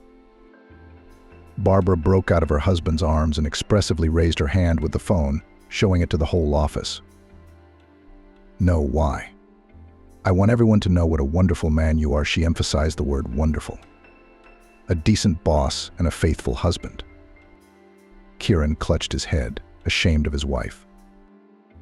"And you," Barbara pointed her finger at Stacy, Kieran's assistant, "should be ashamed of yourself for messing around with another man's husband." "Barbara, stop it." Kieran grabbed his wife in an armful and dragged her forcefully into his office. Let me go, you traitor." Barbara lashed out, hitting her hand on the door. Angry, Kieran sat his wife in a chair and, looming over her, asked, "Here, even if there's such urgency, why this show-off? What are you trying to accomplish?" Barbara looked at him with eyes red with rage and tears. She poked her husband in the face again with the work phone with the message. "How do you explain this? Sleeping with your young assistant. It's all clear. The old wife is no longer honored. You've gone completely insane." Kieran rubbed the bridge of his nose and exhaled. Obviously, someone got the wrong number in the heat of correspondence. "I even know who that redhead you come home with in your hair." "God, you have nothing better to do than look for other people's hair on my shirts." Kieran rolled his eyes. "Find something more productive to do. And Stacy has a fiancé, for your information." "You call your Stacy's number, and we'll see if she's wrong," Barbara demanded with clenched fists. Everything inside her was churning with rage, responding with a new wave to every phrase of her husband, her back, cheeks, and forehead burning. Kieran picked up his work smartphone and pressed the speakerphone during a call. The electronic voice of the answering machine came through the receiver. It rang several times, but to no avail. "That doesn't prove anything," Barbara said. "Barbara, go home. Please stop embarrassing me in front of my subordinates," Karan asked in a very firm, quiet voice, turning away to the window. The girl felt that her claims were being ignored, that it was as if everyone was laughing out loud at her without being embarrassed about it. Why? Why did it say the word boss? She threw back at Kieran, grabbing the doorknob. "I have no idea." "As if there weren't enough chiefs in Swan Town," Kieran replied without turning around. Barbara left her husband's office, and a dozen prying eyes stared at her. She walked briskly down the corridor without looking at anyone. On her way out of the building, she saw Stacy standing by the parking lot. She was being hugged and apparently comforted by some guy. Barbara froze for a moment, and then a wave came over her, burning her from the inside out. The tears she had been holding back for so long rushed from her eyes. It's okay, Kate said, counting the drops of valerian. "Men are like that, tricky, but you don't have to cry about it. Appreciate your dignity." She handed Barbara a glass of water and a sedative to a shuddering Barbara. Kate arrived as soon as she heard her friend's unintelligible voice on the phone, mixed with crying. "Kate, I've embarrassed him," she took the glass with shaking hands. "And him and myself. I'm anticipating the news on their website. Editor's ex-wife breaks into office. God, what a shame." Barbara was in tears again. She hadn't been able to calm down for about an hour. "Well," Kate said, "at least you'll be remembered. Why do you have to go there anyway?" "I'm such an idiot." Barbara leaned into her friend's shoulder. "We're all a little bit stupid." Kate put her hands on her head. "Why did you call me this afternoon?" Barbara realized that she couldn't take another confrontation today. "I just wanted to chat," she said. "Maybe go shopping?" "Well, we're not going anywhere now." "No amount of foundation can hide your puffy eyes." "I'm an expert," Kate said, raising her finger to the ceiling, which made Barbara smile a little. "What are you going to do about Kieran?" "I don't believe in random texting," she persisted. "I don't know, maybe I'm really paranoid." Barbara slumped into the back of the couch and stared at the ceiling. "If that's the case, you should apologize." "I'd still fight it," Kate persisted. "It was reckless of him to sleep with his almost secretary. It's like a joke situation. There's someone else here for sure." "I'll talk to him if I can," Barbara exhaled. For some reason, she dialed the number she had copied from her husband's phone again, and once again it responded with the monotonous muttering of an electronic voice. Kieran came home late that evening, but Barbara waited for him. Her husband looked at her glumly and, without a word, left for the shower. "Kieran." "I'm sorry." Barbara waited for him in the room. The man walked past her, shook his head. "I'll forgive you, Barbara. Except that my reputation is ruined by this tantrum today. There'll be whispers behind my back, and I've given Stacy the day off." "I was wrong." Kieran. Barbara sighed sadly, sitting down on the floor. "I'm so ashamed." "I was so ashamed." Kieran sat down on the other side of the sofa. "You've turned into some kind of paranoiac looking for hair in my things, sniffing around for some stupid mistake by a stranger, throwing tantrums. Damn her." "It just seemed to me that our relationship had grown cold," Barbara murmured quietly. "When it seems, my dear, it's customary to be baptized," said Kieran. "Have you decided to play the jealous wife?" The idea had failed. "But," Kate said. Barbara began. Would you and Kate be in the yellow ward together with such ideas? Her husband came at her again. She's listening to someone who can't see what's under her nose. But she advises you, and God forbid she herself has a husband who walks left and right. Suddenly Kieran cut himself off half-phrased. It seemed that he had said something unnecessary, and now he was trying to take it back. Barbara's ears perked up. She squeezed the bridge of her nose with her fingers and covered her eyes, trying to calm down. And anyway, don't talk to Kate about any of that nonsense. She's a bad influence on you, he said at last. Kieran stood up and left the room, signaling that the conversation was over. Barbara was left sitting alone in the dark, confused and full of doubt. Kieran knows something about Simon, but he keeps quiet. Male solidarity. Why is he suddenly so set against Kate? She thought. Barbara paid no attention to her husband's apparent coldness and his unwillingness to address the problem and forgive her. A week passed. Life went on as usual. Angie, the head doctor of the clinic, informed Barbara that she and 2 other young dentists were going to a 3-day conference in another city. The girl was even a little relieved at this turn of events. It might help to take her mind off her worries, although outwardly Barbara had no reason to worry. Her husband was friendly to her. Kate still called and chatted non-stop about everything. The patients hadn't diminished, but the appearance of well-being hid Kieran's frightening coldness, the fading passion, the exhausting work that took up all her energy. Barbara could never find the strength to talk to her friend about her husband. She had no proof other than her own suspicions. I should get my family in order first, she thought. Kieran agreed that the trip would be good for his wife, and even bought her a train ticket. Go have a rest, listen to intelligent people, relax and get rid of all the nonsense from your head, he told Barbara, while she was packing a travel bag.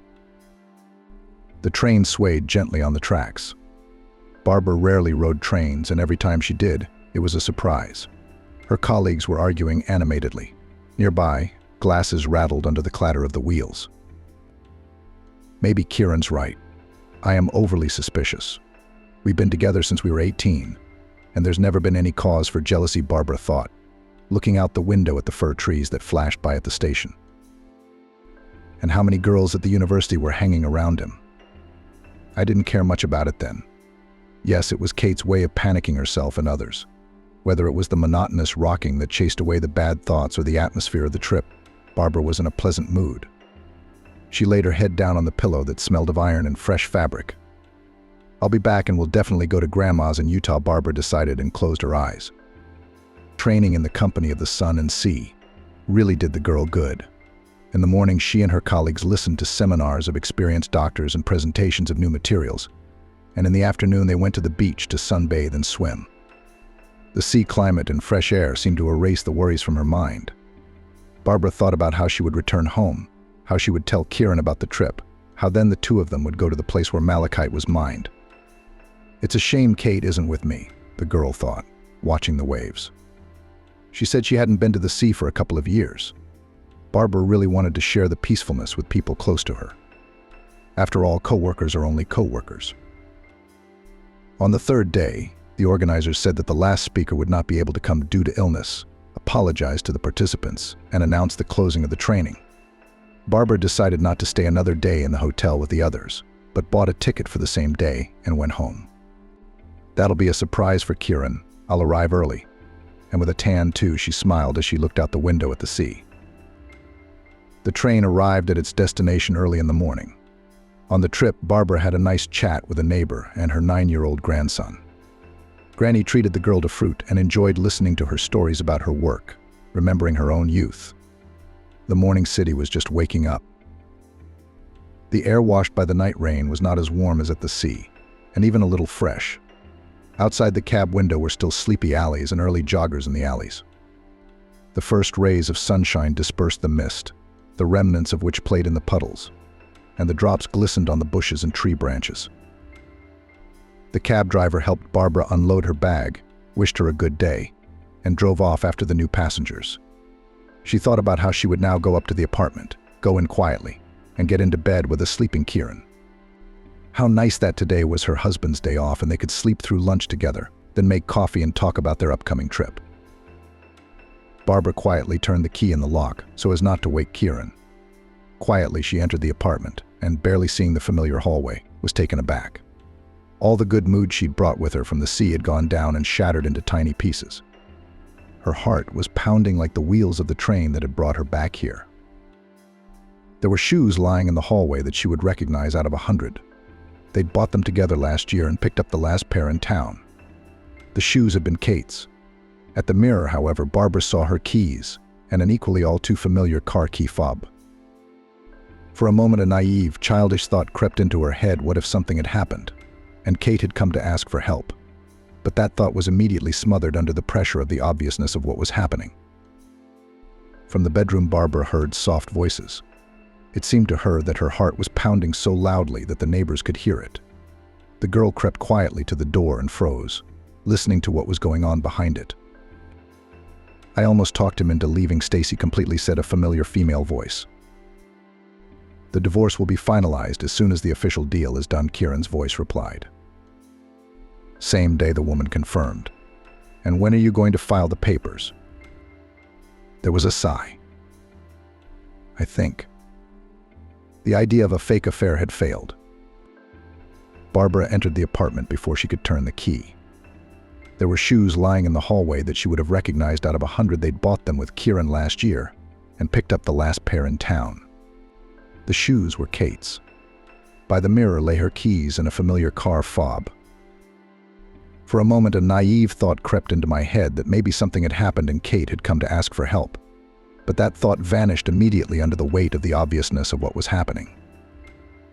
Quiet voices came from the bedroom. Barbara crept to the door and froze, listening. "I almost talked him into leaving Stacy completely," said a familiar female voice. "We'll get the divorce finalized as soon as the official deal is done," Kieran's voice replied. The same day, the woman confirmed. "And when are you going to file the documents?" There was a sigh. "I think." "The fake treason idea failed," Kieran said with annoyance. "It failed because someone left their work phone at home," a woman's voice interrupted reproachfully. "I've been working her as hard as I can. A little more, and she would have filed for divorce herself. And we would have gotten away with it. And now it is necessary either to speak in the forehead or something else to think up." "Head on," came the answer after a pause. "It's a pity. I don't like her as a woman, but as a human being I pity her. And to make a show is not pitiful," with a chuckle said the interlocutor. "The lesser of two evils. My choice," the man's voice said with a chuckle. Barbara clamped her hands over her mouth, feeling the corners of her eyes moisten. A wave of cold rolled down her back. Her cheeks flared with heat, and her throat felt like it was being squeezed in the grip of an invisible hand. The realization came in pieces, each one more repulsive than the last, burning away all the good inside like acid. "Kieran, you and I met back in college." Kate's voice was quiet, ingratiating. "But you were too right then, and I was too stupid. But if it had worked, there wouldn't have been all these years, divorces, other husbands, and everything would be easier now. We'd be living abroad somewhere by now. If it works out, it will," Kieran confirmed. "We'll manage the salon and the agency remotely." Barbara felt her tears wet her shirt, leaving a hot, wet trail on her chest. "When we're gone, maybe they'll do something about the marriage thing." Kate laughed from behind the door. "I've seen the way he looks at her, it's perfect. He likes dumplings and borscht and soap operas at night. She's never been as good as you." "She loves her job and doesn't like herself very much," said Kieran. "We live like neighbors. I'm tired of the homegirl who always has everything planned. I feel like an old man around her. I want something different." "I know what you want," Kate said. "Family. Freedom." There was a commotion.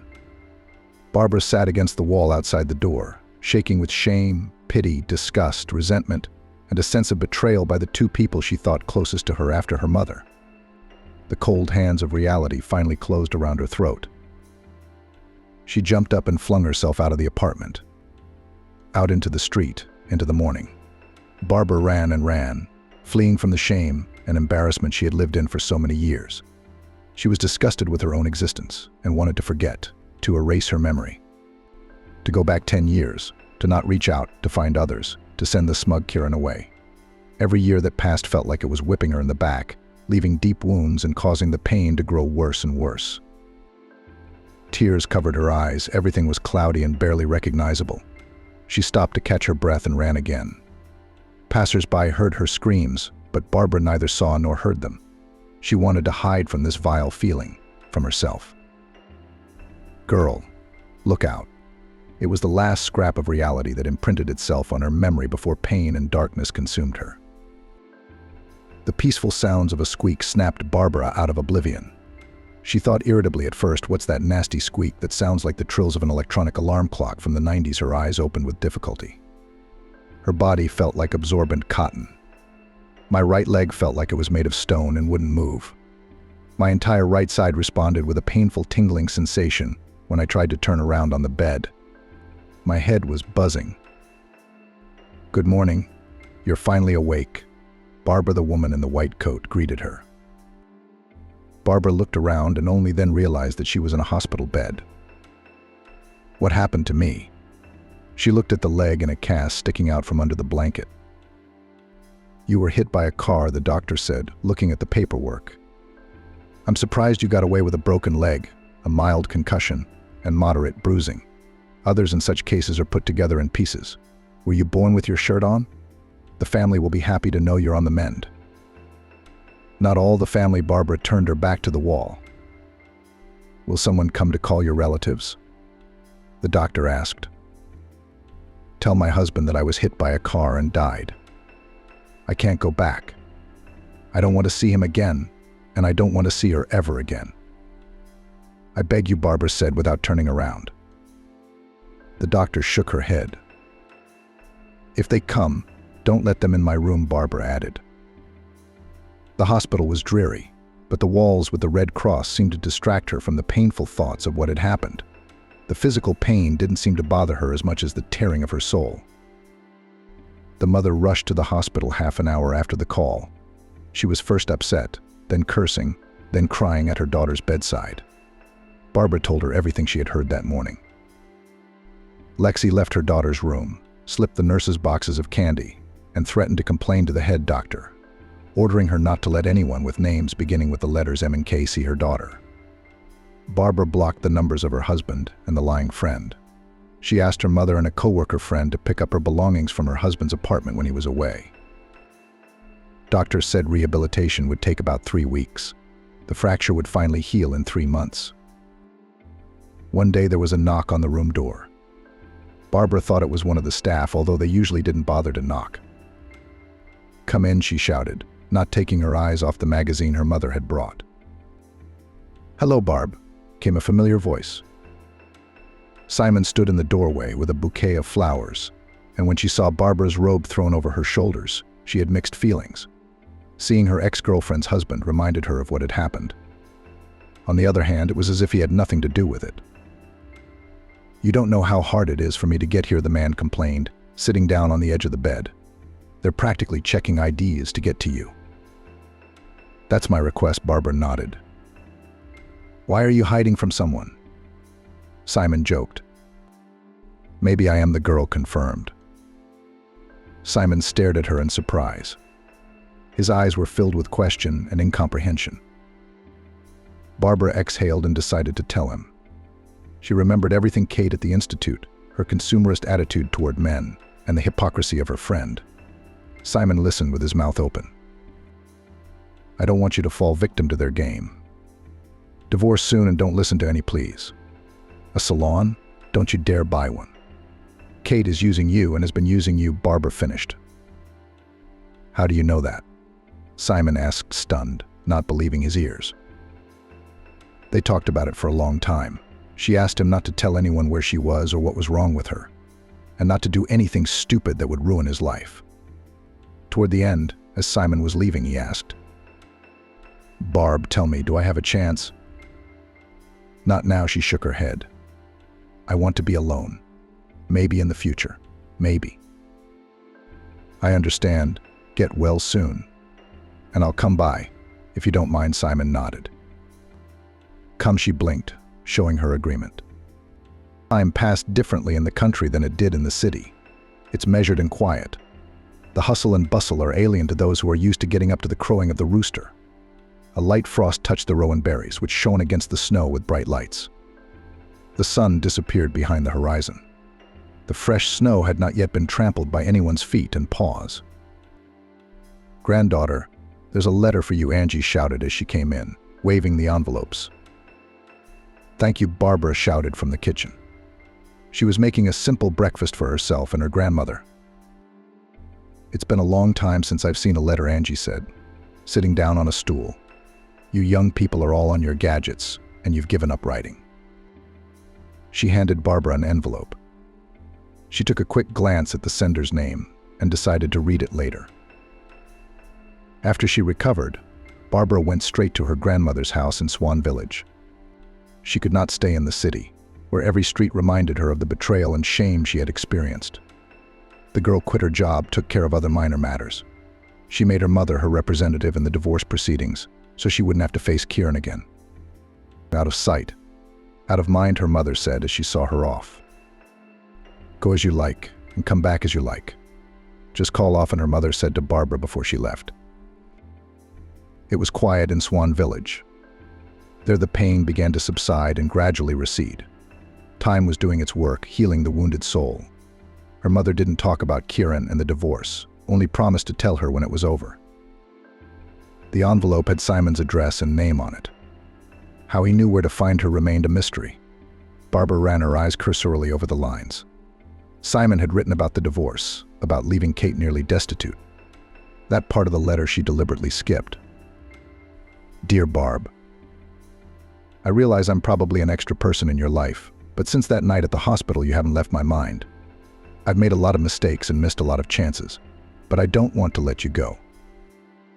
The girl paused, listening to herself. Something faintly trembled in her after those words. "I'm willing to wait as long as you say. I hope for an answer. Simon." Barbara folded the letter, tucked it away in an envelope, and began to twirl it in her hands. If she had still had doubts at the hospital, she knew for sure now.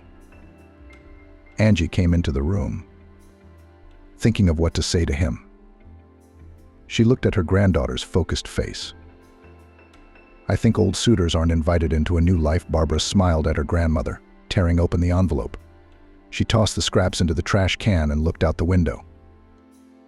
"Grandma, the neighbor's probably here to ask about Vince again. She's so restless, she's already got her hands full." The older woman nodded. "They're all worried about Sami.